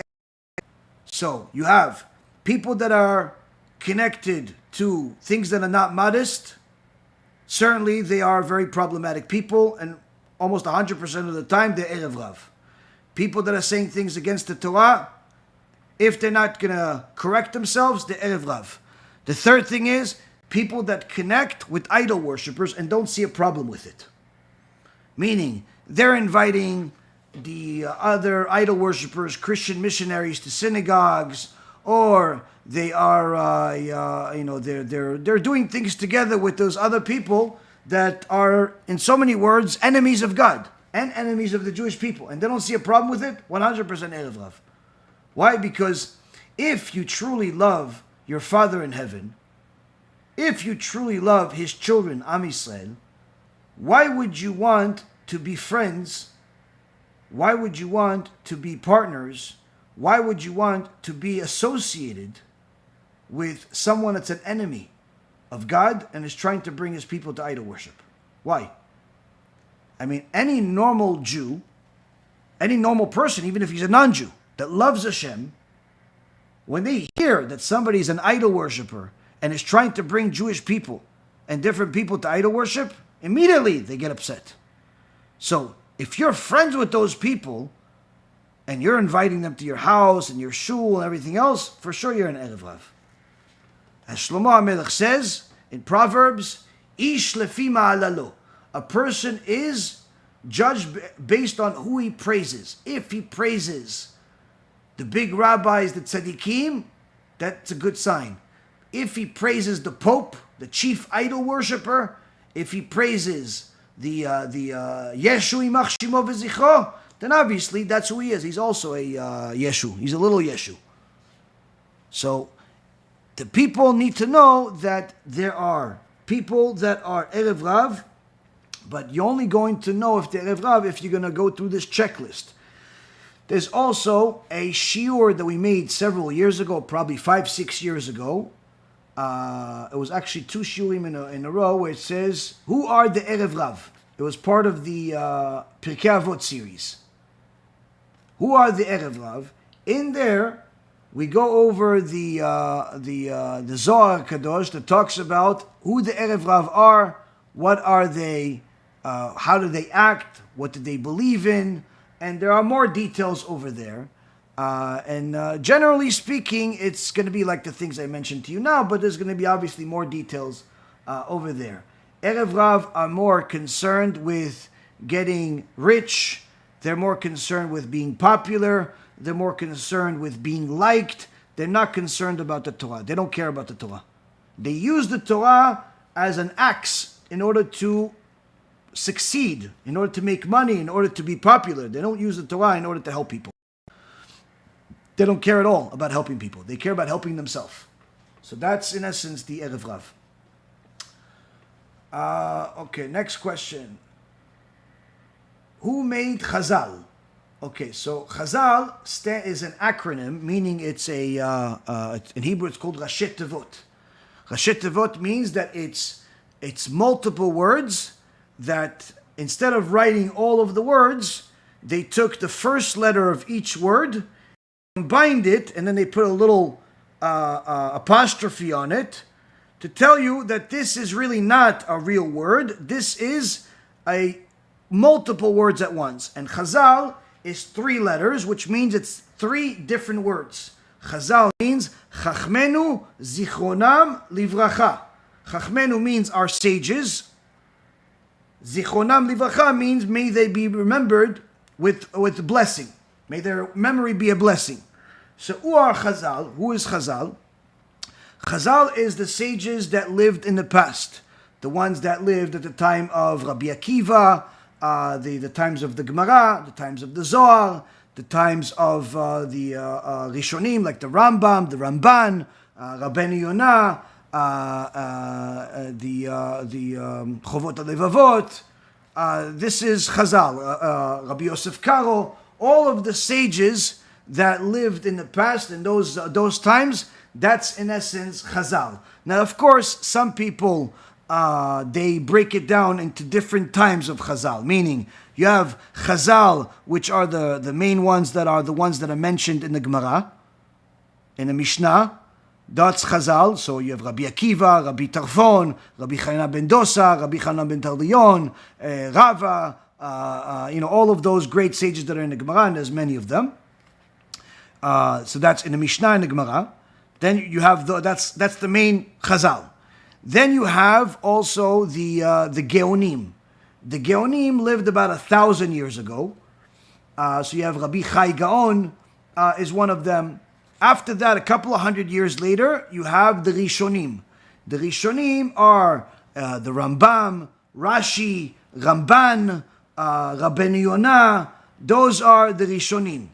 And there's more. I'm just giving you a few names. There's many more. Baruch Hashem, Am Yisrael has many tzaddikim, many chachamim.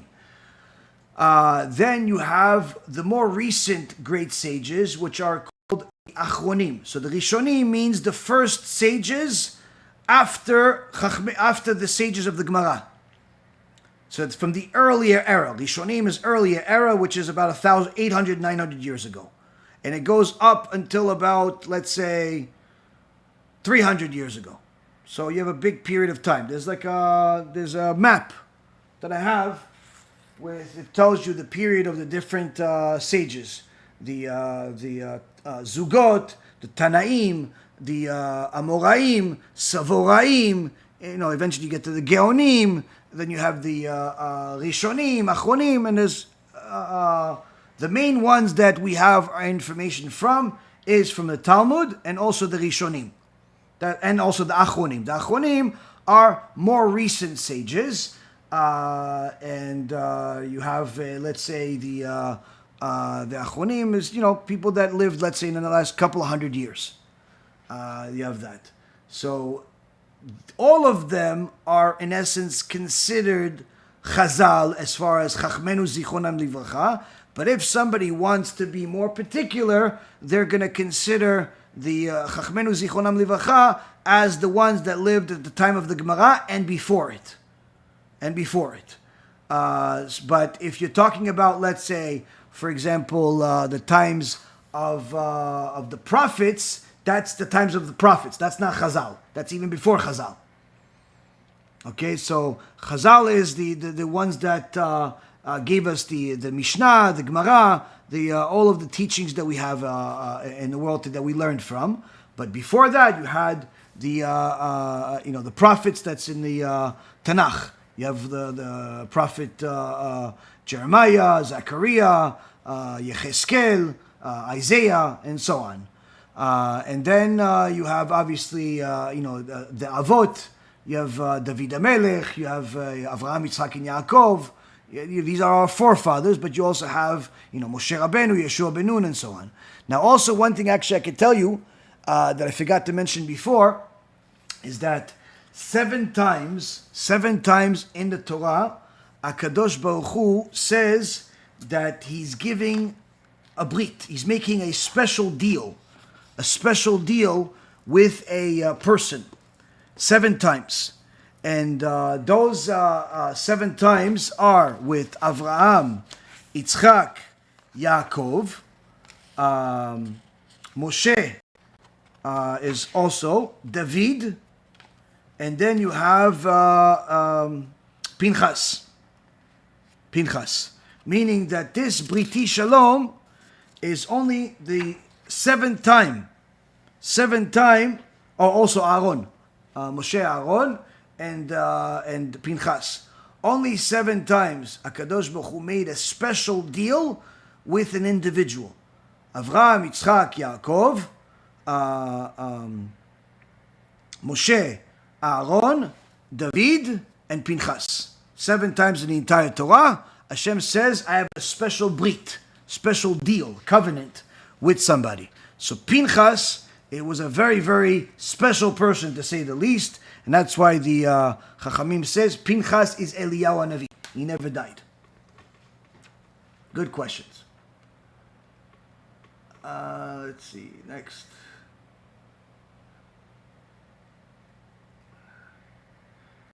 Rashi says the women convinced the men to hold idols to their butt, but while they went to the bathroom. Yes. So the Baal, which was the idol that they were worshiping, the Midianites were worshiping, the Gemara in Masechet Sanhedrin says anyone that served this idol would get a death penalty. But if somebody did something to serve it, but intentionally, they would get a death penalty. But what if somebody did something to make fun of it? Then it all depends. It all depends. So, for example, if somebody goes and they don't pray to Yoshke, they throw a rock at Yoshke. So that's obviously desecrating that statue of Yoshke. So that's not serving him. But if somebody bows to Yoshke, that's a problem. That's idol worship. With the Baal, the way that they would actually serve the Baal is they would defecate. They would do gdolim. They would do number 2 on them. And in fact, the more they did on them, the more holy they considered it. That's how they served their idol Baal. And what the women did of the Midianites, they, in order to entice the Jewish people to do this disgusting thing, they would give them wine to get them a little drunk, and then they would take off their clothes and tell them, listen, if you want this, if you want to be, then you have to serve this idol. So they would arouse them and try to get them to do something stupid by, making them want to sin. So they say, what do I need to do? Do I have to pray to him? He goes, no. You need to defecate. Now, the problem is that even if the people didn't mean to serve the idol, the fact that they did it is still considered serving the idol. And the Gemara says in Masechet Sanhedrin, they still get punished for it. But that's in essence how they serve the idol. And then after they would do that, they would make sins with them, even more sins. But this would actually, even if somebody meant it in a mocking way, they would still acquire the tum'ah from that evil act, and it would affect them, and they would end up making even more sins after that. And many times, the people that fell for this, they wouldn't want to leave it. They would actually become addicted to this idol, to do this disgusting thing. Idol worship is always disgusting. That's why in Aleinu L'Shabeach, which the first paragraph of Aleinu L'Shabeach was written by Yeshua ben Nun, the last line of Aleinu L'Shabeach was written by his wife Rachav, and the thing is, though, is as far as the Aleinu L'Shabeach, it talks about how idol worship is gilulim. Gilulim is gdolim. It's number 2, meaning that HaKadosh Baruch Hu is saying that idol worship is the equivalent of fecal matter, waste that comes out of the body. That's what it is.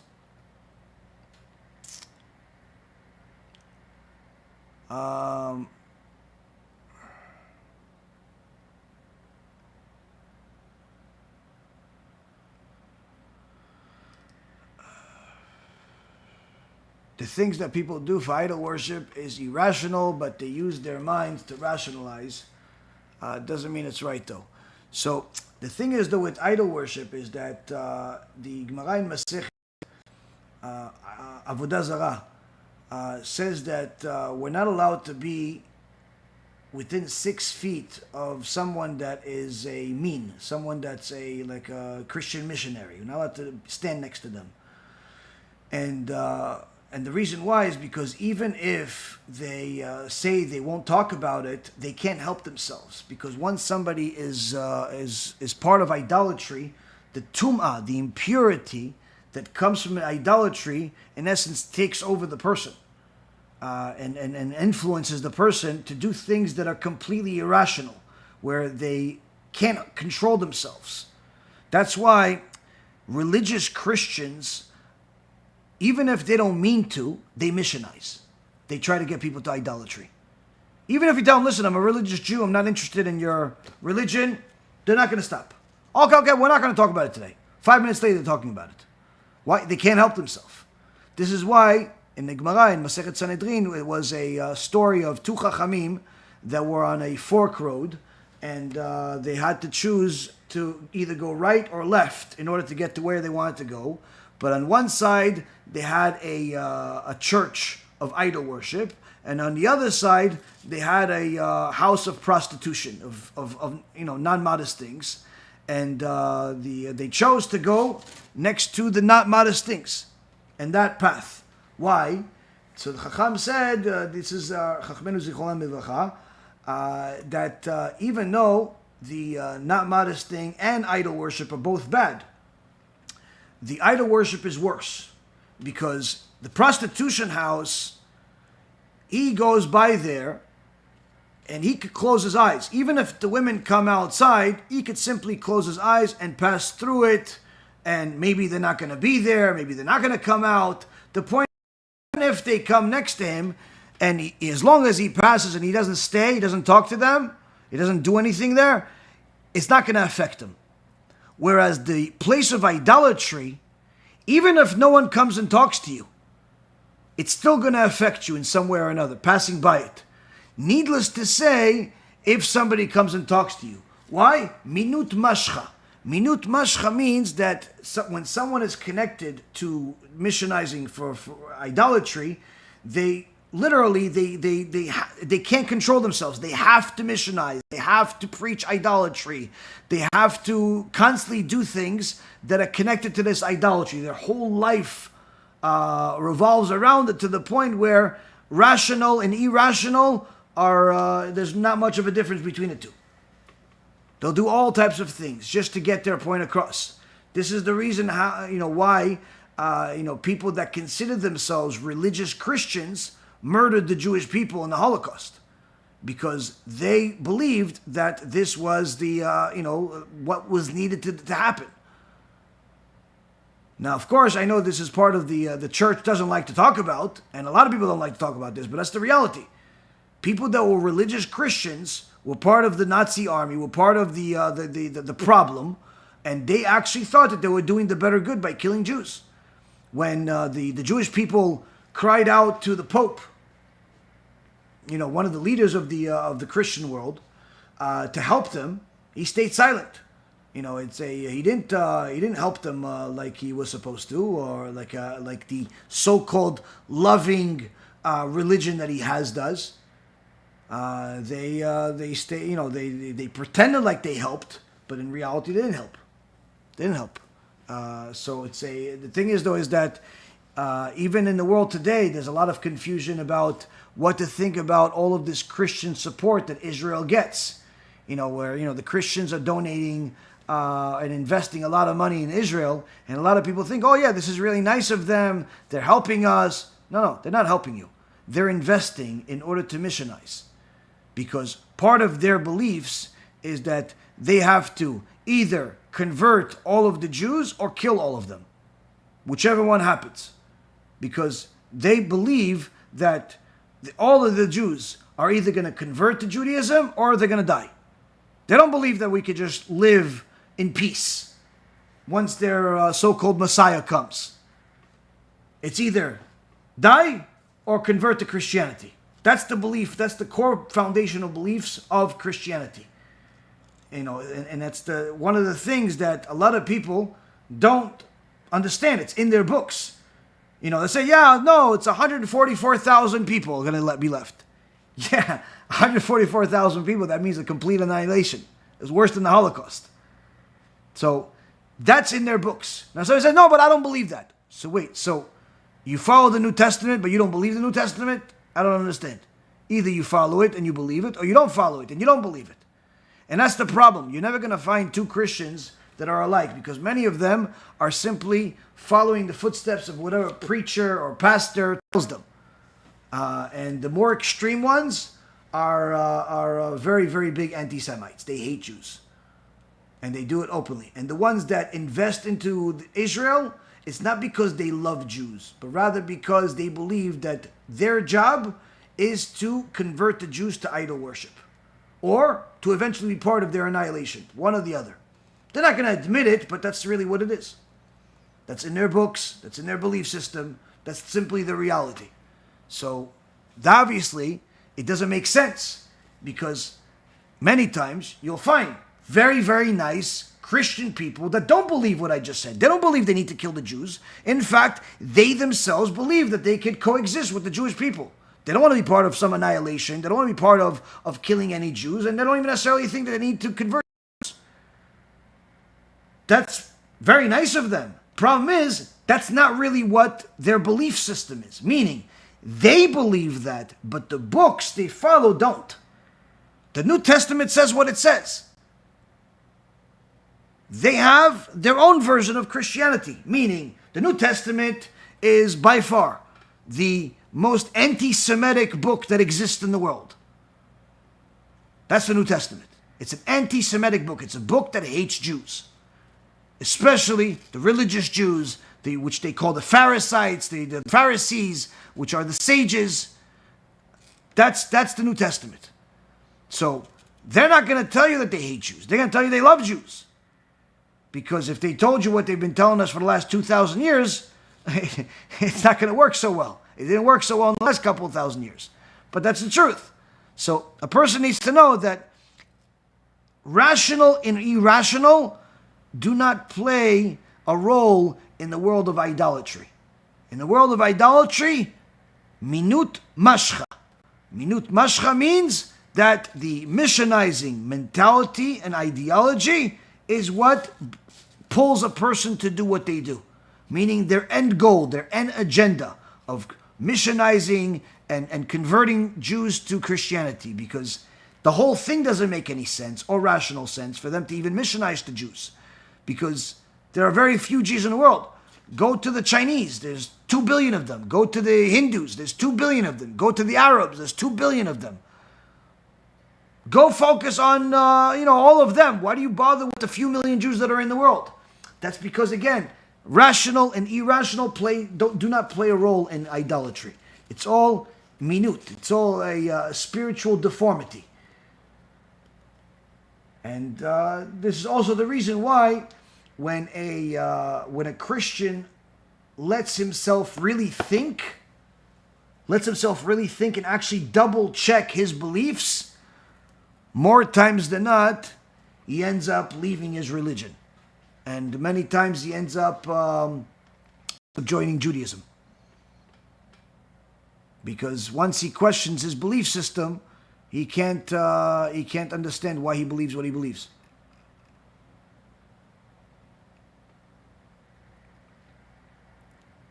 All right.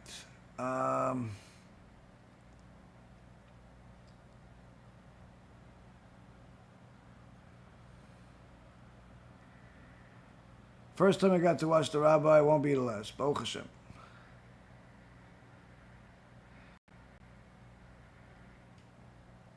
Let's see. Strange things are happening with my computer here. Not sure what's going on. Okay.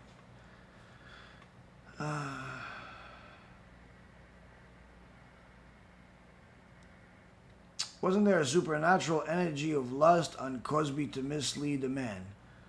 Yeah, I mean, generally speaking, any time that a person is enticed to sin, the Gemara says in Masechet Ta'anit that Ruach Shtut is a spirit of foolishness, spirit of impurity comes to that person. Even more so with the non-Jewish people that can have that literally on a permanent basis. A non-Jew woman that entices Jewish men to sin with her is literally like a servant of the Satan's wife. And she's both murdering the soul of the Jew as well as her own soul, because she's not going to be rewarded for it in the next world. She'll be punished for it. But in this world, she gets certain benefits for making these sins, because in essence, the Satan tries to entice her to do even more.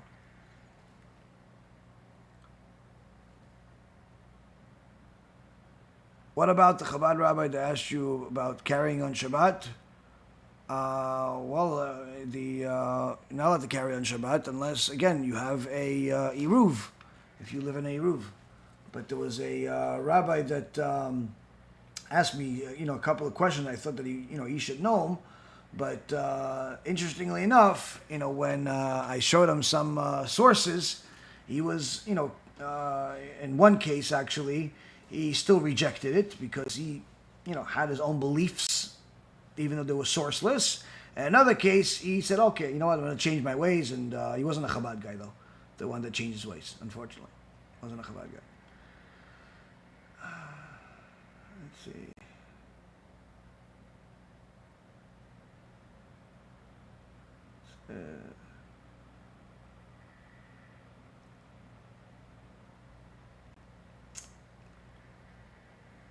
Screen keeps moving.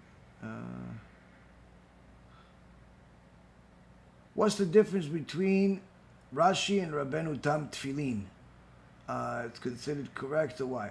Okay, it's a very good question. So, the Rashi Tefillin and Rabbeinu Tam Tefillin are in essence exactly the same as far as what's written in them.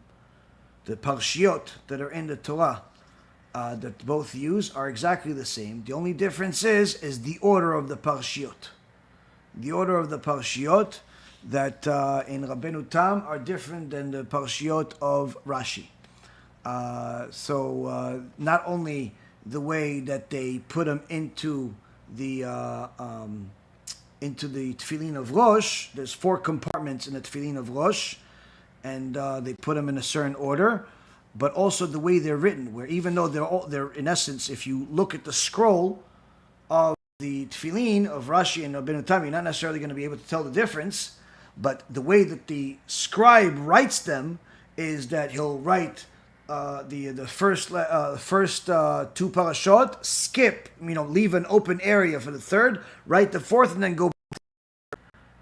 But in essence, it's the same parashiot, it's just different orders. Now, generally speaking, the custom of Am Yisrael is that since the halacha, an obligation for a Jew is to put on Rashi tefillin every day, that's the obligation. If a man is married, he should start putting on Rabbeinu Tam tefillin. If he's married, he should put Rabbeinu Tam, and all, it's Rashi. You put Rashi on, you'd say the bracha when you put Rashi on. As the way it goes is that you put the tefillin before you pull the knot, before you pull the string to tighten it on your arm. You say the blessing, then you pull the string, so it's right. So in essence, you're fulfilling a mitzvah after the blessing. Then you put the wraps around your arm. If you don't have a long string where it won't reach, you won't be able to do 7 rounds on your arm. It's okay even to have one and go straight to your finger. But if most tefillin today, the strap is going to be long enough that you're going to be able to go 7 rounds on your arm. Then you wrap it around your hand. Then you put the tefillin of the head without a blessing. During this time, you don't talk. You put the ones on your head. If you're Ashkenazi, you do a blessing at that time, a second blessing. But if you're Sfaradi, there's no blessing. Then after you put the head on, you complete the arm tefillin by putting the one on your finger, and then you obviously do the Shema Yisrael and so on. That's the Rashi tefillin. Now, that's every Jew is obligated to do that. People that are converting should start putting on tefillin about a month before the conversion date, meaning once they have a conversion date with the Beit Din set, they should get themselves a pair of high-end tefillin and start putting on tefillin. Before that, they should not put on tefillin. But that's a Rashi. Now, that tefillin you put on every day except Shabbat and holidays. As far as Rabbeinu Tam tefillin are put on by married people, with the exception of Chabad, that they recommend to put it on even for non-married people. But many of the Chachamim disagreed with Chabad's customs of putting Rabbeinu Tam tefillin on non-married people because of the issues of impurity and how people waste seed and they're not able to be spiritual clean when they're not married. But Chabad has its own customs. Anyway, the rest of Klal Yisrael that puts on Rabbeinu Tam tefillin, they put them on after the Rashi tefillin. The ideal time to put it on is after you completed the entire shachrit, you finished Aleinu L'Shabeach, then you put on the Rabbeinu Tam tefillin. Some people have the custom of putting the Rabbeinu Tam tefillin when there is Chazarat Hashatz, where you finish the Amidah, and then the Chazan is going over the Amidah again.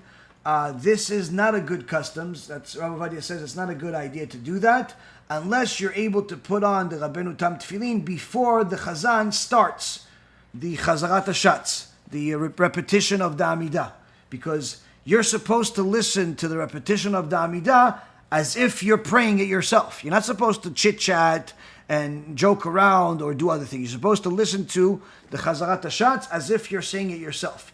So to put on your tefillin while the Chazan is doing the Amidah again is not the right way. So unless you know for sure that you'll be able to put them on before the Chazarat Hashatz, you should wait until the end of the Amidah and then put on the Rabbeinu Tam. But that's again only if you're married. Now the Rabbeinu Tam, you do not do a blessing on them. You're forbidden from doing a blessing on them. And in fact, anyone that puts on Rabbeinu Tam tefillin should, if you haven't done it already, then obviously do this now. But if you haven't bought Rabbeinu Tam tefillin yet, you want to, then before you put on the first time, think in your mind. You don't have to make a public statement. You just think in your mind that you're only putting on this Rabbeinu Tam tefillin in case the halacha is like Rabbeinu Tam. But if it's not like Rabbeinu Tam, then this is just straps. It's just straps of letters, meaningless. You have to do that and not think that you are actually fulfilling a separate mitzvah. Anyone that thinks that they are doing two separate mitzvot, it's a mistake. You're not fulfilling two separate mitzvot. The only reason why we do Rabbeinu Tam tefillin is because in case the halacha in Shamayim is like Rabbeinu Tam, even though the halacha here is Rashi. There's a machloket where it could be Rabbeinu Tam in Shamayim. So because of that risk, because Rabbeinu Tam is so great, we put on Rabbeinu Tam tefillin, and we think in our mind that at least one time in our life that if this is the law, then this I'm putting on tefillin that I made on my Rashi tefillin is for the sake of this tefillin that I'm putting on now. This is also another reason why you're not allowed to chit-chat during your prayers, because if you're breaking up your prayers with all types of chit-chat with people, it's a problem. It's breaking up the blessing. So the blessing that I made for the Rashi prayer is in essence counting for the Rabbeinu Tam. But if the Rabbeinu Tam is not the halacha in Shamayim, then I'm just putting on straps of leather on me. I'm not doing anything. It's meaningless. And that's actually the halacha. Now, according to the Kabbalists, according to the Arizal, according to Rabbi Yosef Chaim, the Ben Ish Chai, the sanctity of Rabbeinu Tam tefillin is higher than Rashi.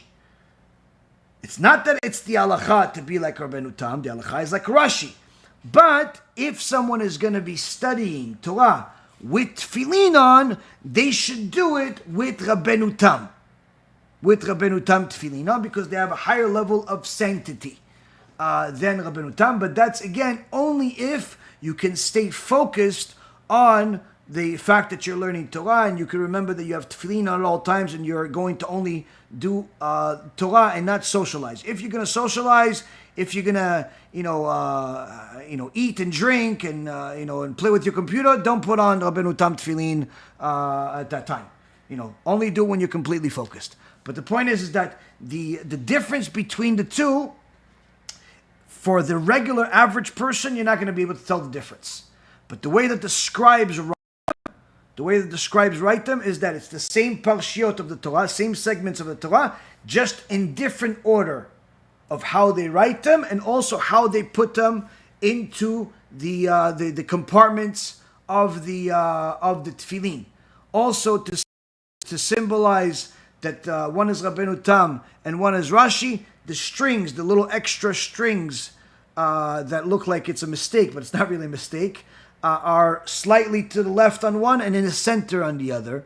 So there's small differences between the two.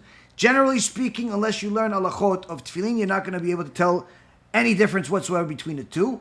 So that's why today, Baruch Hashem, when you have tefillin, usually the box that covers them has on it Rashi or Rabbeinu Tam. Rashi or Rabbeinu Tam. Now, some people that have the ability to get and also the ability to do, they put on both tefillin at the same time. I would not recommend this at all. Rav Ovadia did not recommend this, and the reason why is because most people don't know the laws well enough where they don't realize that if they don't put the two tefillin perfectly where they are, then they're not fulfilling the mitzvah at all. Why? Because the tefillin can't just be anywhere you want. They have to be at a specific place in your head. And if the tefillin are too big or your head is too small, then you're not fulfilling the mitzvah at all.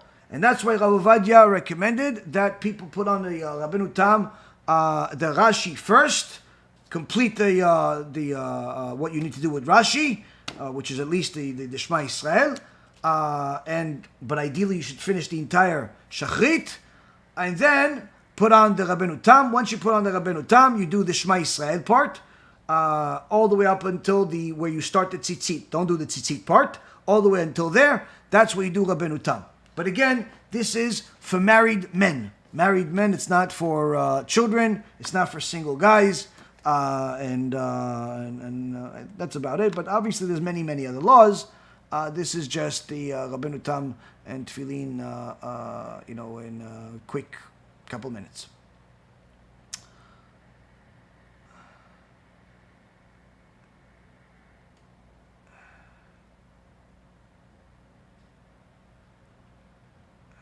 Why are methods like Urim and Tumim and lottery for the division of the land used if in the Gemara there exist? What? Why are there methods like Urim VeTumim and the lottery for division of the land used if in the Gemara there exists the idea of a bat kol? Okay. So HaKadosh Baruch Hu decides to communicate with us in different ways. The Rambam, in his commentary on Pirkei Avot, it's called Shmona Prakim. In there's, I believe it's in chapter 7, he talks about the different levels of prophecy, the distinguishing difference between Moshe Rabbeinu and Isaiah and all of the other prophets that followed. He gives teachings about prophecy. And in essence, over there, he talks about different forms of communications that Hashem has. Then you have a bat kol. A bat kol is usually a certain statement of some kind. But then there is also Ruach HaKodesh. It's another way that Hashem communicates to certain people. The Urim and Tumim were not that form of communication. The Urim and Tumim were generally questions that you would ask. You have to have a Kohen Gadol. You have to have a Kohen Gadol with the Choshen that has the whole suit on and is obviously a time of the Bet HaMikdash. So at the time of the Gemara, you couldn't have the Urim and Tumim. Secondly, the Urim and Tumim were used usually for going to war, to know whether we are, we need to go to war or not, because there are different wars. There is a war of mitzvah, milchemet mitzvah, which is Hashem commanded us to go do it. Like for example, in this week's Parashat PINCHAS, Hashem commanded us to go and kill the Midianites. Unlike the other places that we fought, other armies that we fought, other nations that we fought, in the Torah, this milchama, this war against the Midianites is unique because Hashem commanded us not only to go to that war, which means it becomes obligation, just like, keeping Shabbat, just like eating kosher. It's an obligation for us to go and fight this war. But on top of it, one distinguishing factor about this war with the Midianites is that he told us to kill them, to completely annihilate them, whereas the other nations that we fought, he told us to strike them.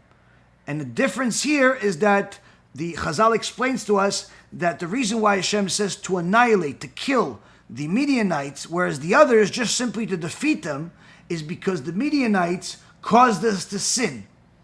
And the Gemara says, in the Mishnah, says in the name of, I think it was in the name of Rabbi Shimon Bar Yochai, Gadol ha'machtio min ha'orgo, that someone that causes you to sin is worse than someone that would kill a person. So the fact that the Midianites caused us to sin is worse than other nations that wanted to kill us, or even nations that killed us. The same concept goes today. Someone that causes people to sin is worse than a murderer, according to the Torah.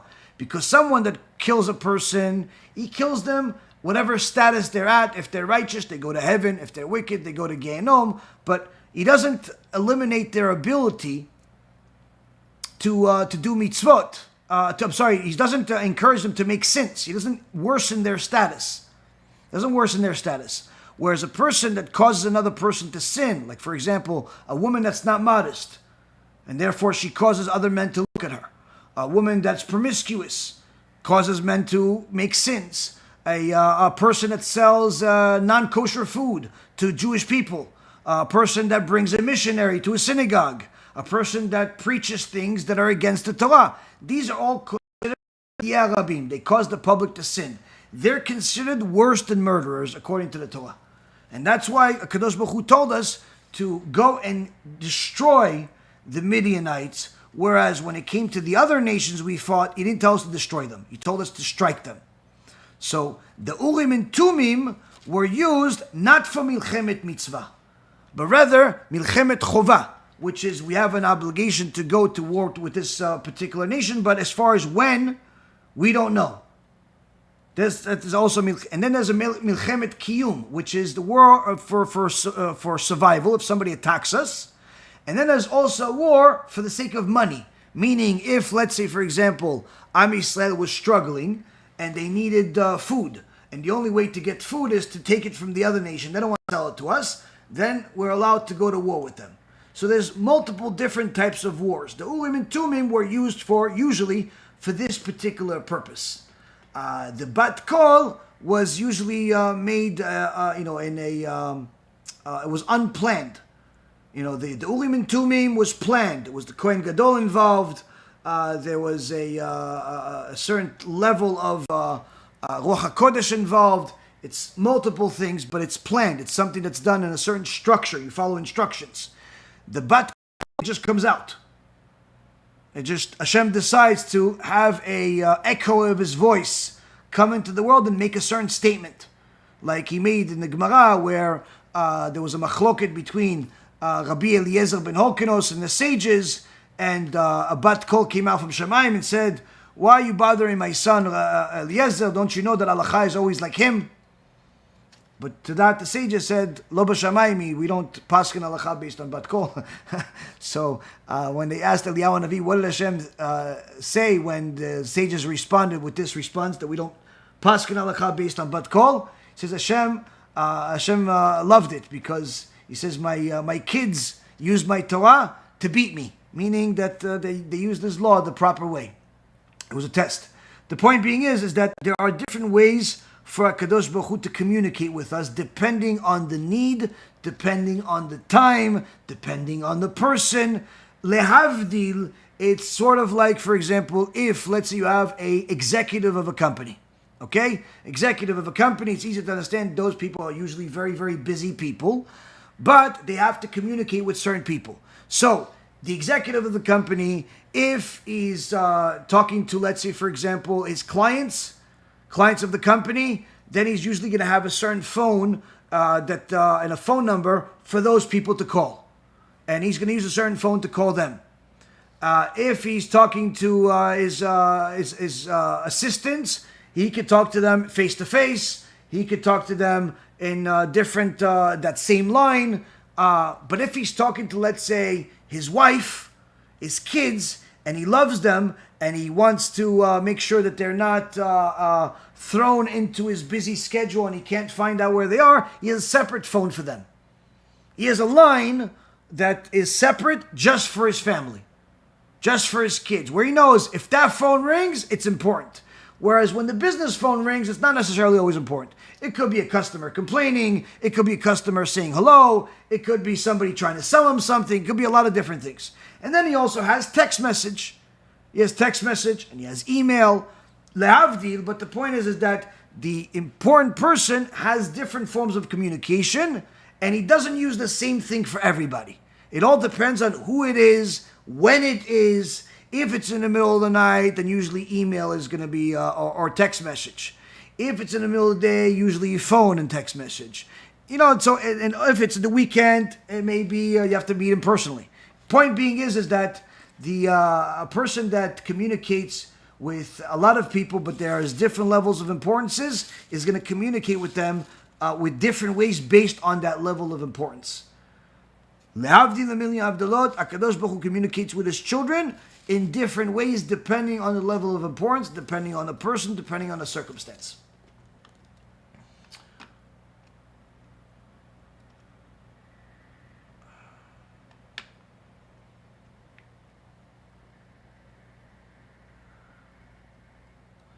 For the men killed were attached. What does that mean? It seems to sound as a modest way to say relations, but seems more severely bound. Were these ones communicating moral acts? Yes, both. So the is that they were attached. Both they were attached not to the immodest woman, but they were attached to the idolatry. Once they committed the sinful act with the woman, and that meant that they already made the sinful act with the idol. And even though it sounds foolish, as soon as they defecated, they created a certain ruach tum'ah, a spirit of impurity went on top of them. And in essence, they became attached to this idol. They wanted to stay. They didn't want to go back to Hashem. So, hence the reason why they got a death penalty. Can we still do pulsa denura on Reshaim? Is it possible? Sure, it's possible, but it's not something that the average Talmid Chacham knows. Certain Kabbalists, perhaps would know at least the text, maybe even the strategy to do certain things like that, but it's not something that you do for just an individual purpose. It's usually something that has a national it's something it has to be for the sake of the entire people of Israel. It can't be just for one's personal preference, or it can't be just like a regular rasha. It means it has to be for the sake of saving Am Yisrael. The same thing with all of Kabbalah Ma'asit. You're not allowed to use it for your own personal reasons. You're only allowed to use it for the sake of the nation. And it comes at a very high price. People that usually typically deal with Kabbalah Ma'asit, they suffer a lot of different tragedies. How should someone in the conversion process approach spending money for Shabbat and mitzvot? Depends on their financial circumstances. If their financial circumstances are good, then certainly they should get themselves used to spending and being generous for Shabbat and mitzvot, and especially when it comes to giving tzedakah for the sake of publicizing Torah, because they're going to need as many merits as possible. And if they have a nice Shabbat, it's not really going to be a big merit for them because they're not obligated to keep Shabbat. But if they have a lot of money invested into helping other Jews do tshuva, that certainly will go to their merit, whether they're Jews or Gentiles. So the number one investment that a Gentile should have is to help more Jews do tshuva. But of course, if they have the ability to also have a nice Shabbat and do other mitzvot, certainly they should be generous with them. But it shouldn't be an expensive Shabbat at the cost of less kiruv being done. Why did the Midianites hate Am Yisrael so much that they went out of their way to hurt the people?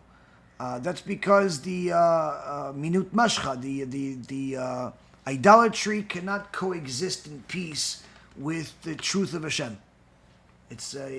There cannot be peace between the two.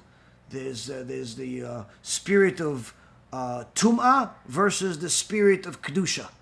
So Am Yisrael is Torah, that's kedusha. Idolatry is tum'ah. They cannot coexist in peace. And the Gemara in Masechet Megillah says that if you tell me that Am Yisrael is doing well and Edom is doing well, I'm not going to believe you. If you tell me that Am Yisrael is doing poorly and Edom is doing well, I'll believe you. If you tell me that Am Yisrael is doing well and Edom is doing poorly, then I believe you. Why? Because they cannot coexist in peace. Cannot coexist in peace.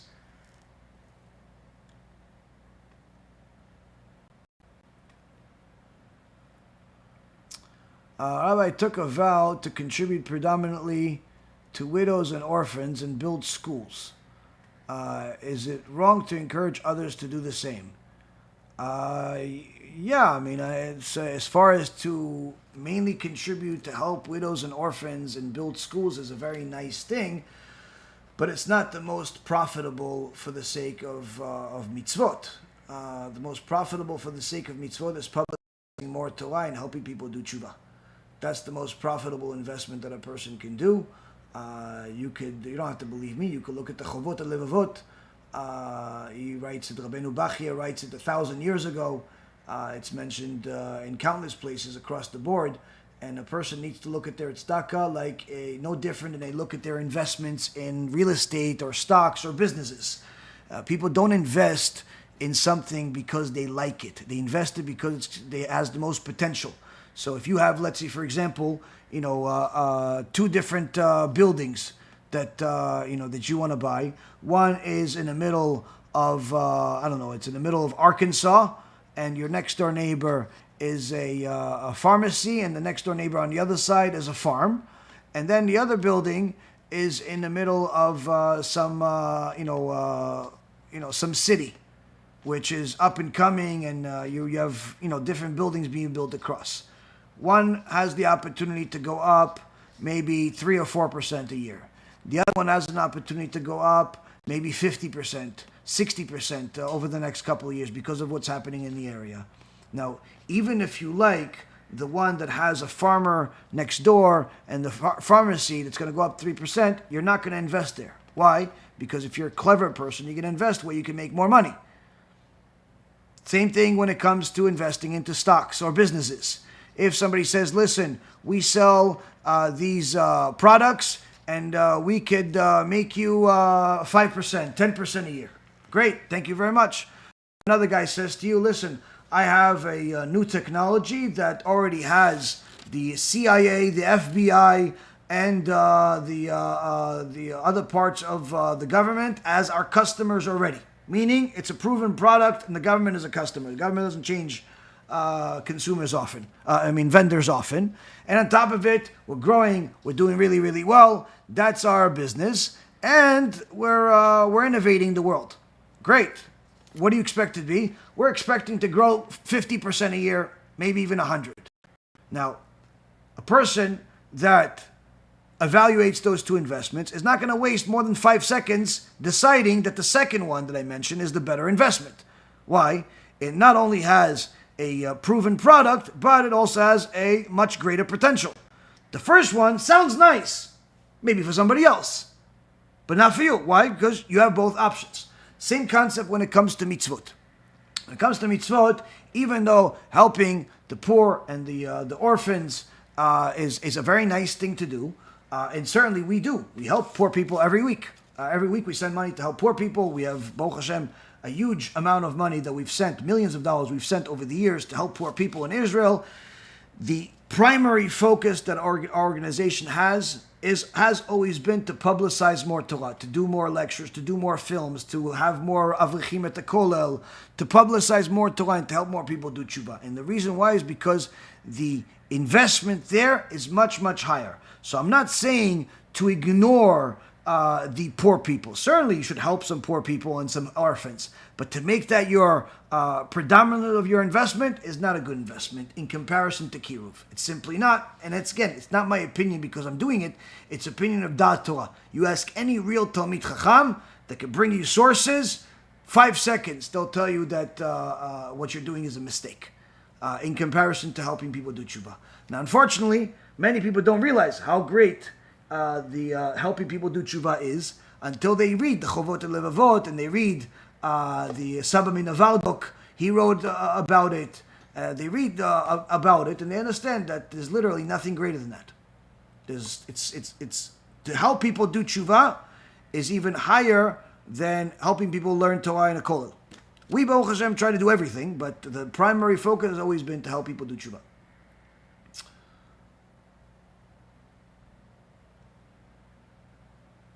Is it a good thing that Ishmael is taking over Edom?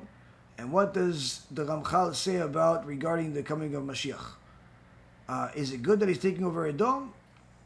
There is no good or bad. There's prophecies that HaKadosh Baruch Hu tells us what's going to happen at the end of times. At the end of times that Edom and Ishmael are going to go to war with each other. There's going to be a horrific war where 2/3 of the world is going to die in a very short period of time. After they go to war with each other, they're eventually going to stop fighting and then both are going to attack Israel and blame Israel over it. Some prophecies say that Ishmael is going to take over the land of Israel for 9 months and before Mashiach comes. But that doesn't necessarily have to happen. But needless to say, the war between Edom and Ishmael, there's nothing good or bad. It's just a reality. It's like saying the sun came up. Yeah, it's expected. That's because Hashem says, Yom v'layla lo yishbotu. The Torah says that this is what's going to happen, and that's what's happening. Okay, they have... Is buying kosher meat online a reliable way to get kosher food? That depends who you're buying from. If you're buying from a company that has good echsher, they sell stuff that has good supervision, then yeah, no problem. But if you're buying it from this, some discount store nobody's ever heard of, then it's you have to double check. It all depends on who is the rabbis overseeing it, what kind of hechsher they sell. If you're Sephardi, it has to be, if it's meat, it has to be Bet Yosef. If you're buying a chicken, then it's there's a lot of different hechshers, there's different levels. Depends on the kashrut. It depends where you are in the world.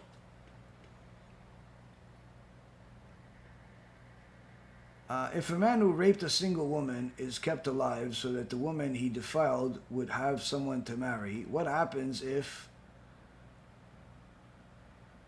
the woman doesn't want to marry him? Would he be killed if he raped a woman? No. There's the woman is not going to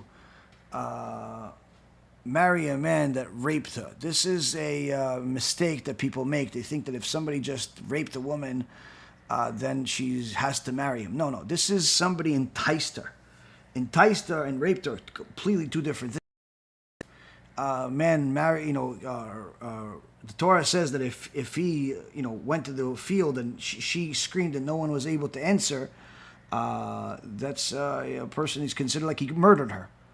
No, it's not the same thing as somebody enticing a woman by enticing her by fooling her or whatever, convincing her to do things that are bad, and then she realized that she shouldn't have done it. That's it's two different things. So if he took her virginity away without being married, then certainly he has to marry her if she wants to marry him. If she doesn't want to marry him, then he's he goes away. But that's not if he raped her. It's not if he raped her. It's two different things. In light of a student not pronouncing halacha in front of his teacher, how did Yitro come to teach Moshe about the way he judged? Very good question. Well, Yitro wasn't giving him halacha. He wasn't telling him what the law is. He was telling him guidance based on what he saw that Moshe Rabbeinu was judging the people in a certain fashion. He told him, you can judge the people in a different way, but go ask God. So he didn't tell him what to do. He told him, go ask God if this is a good idea. Whereas Pinchas actually told Moshe Rabbeinu the halacha. This is what the halacha is. You told us what the halacha is. This is what it is. So it's two different things. Yeah. Oh, well. Baruch Hashem. We answered all the questions. Okay. Tzaddikim, thank you very much for learning with me. Hashem bless each and every single one of you. Oh, wait. Hold on a second. I have here.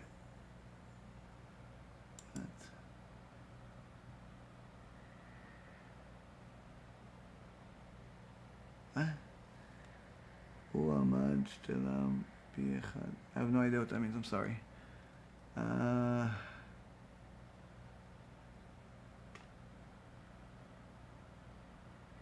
That's too long of a question. It's a Megillah.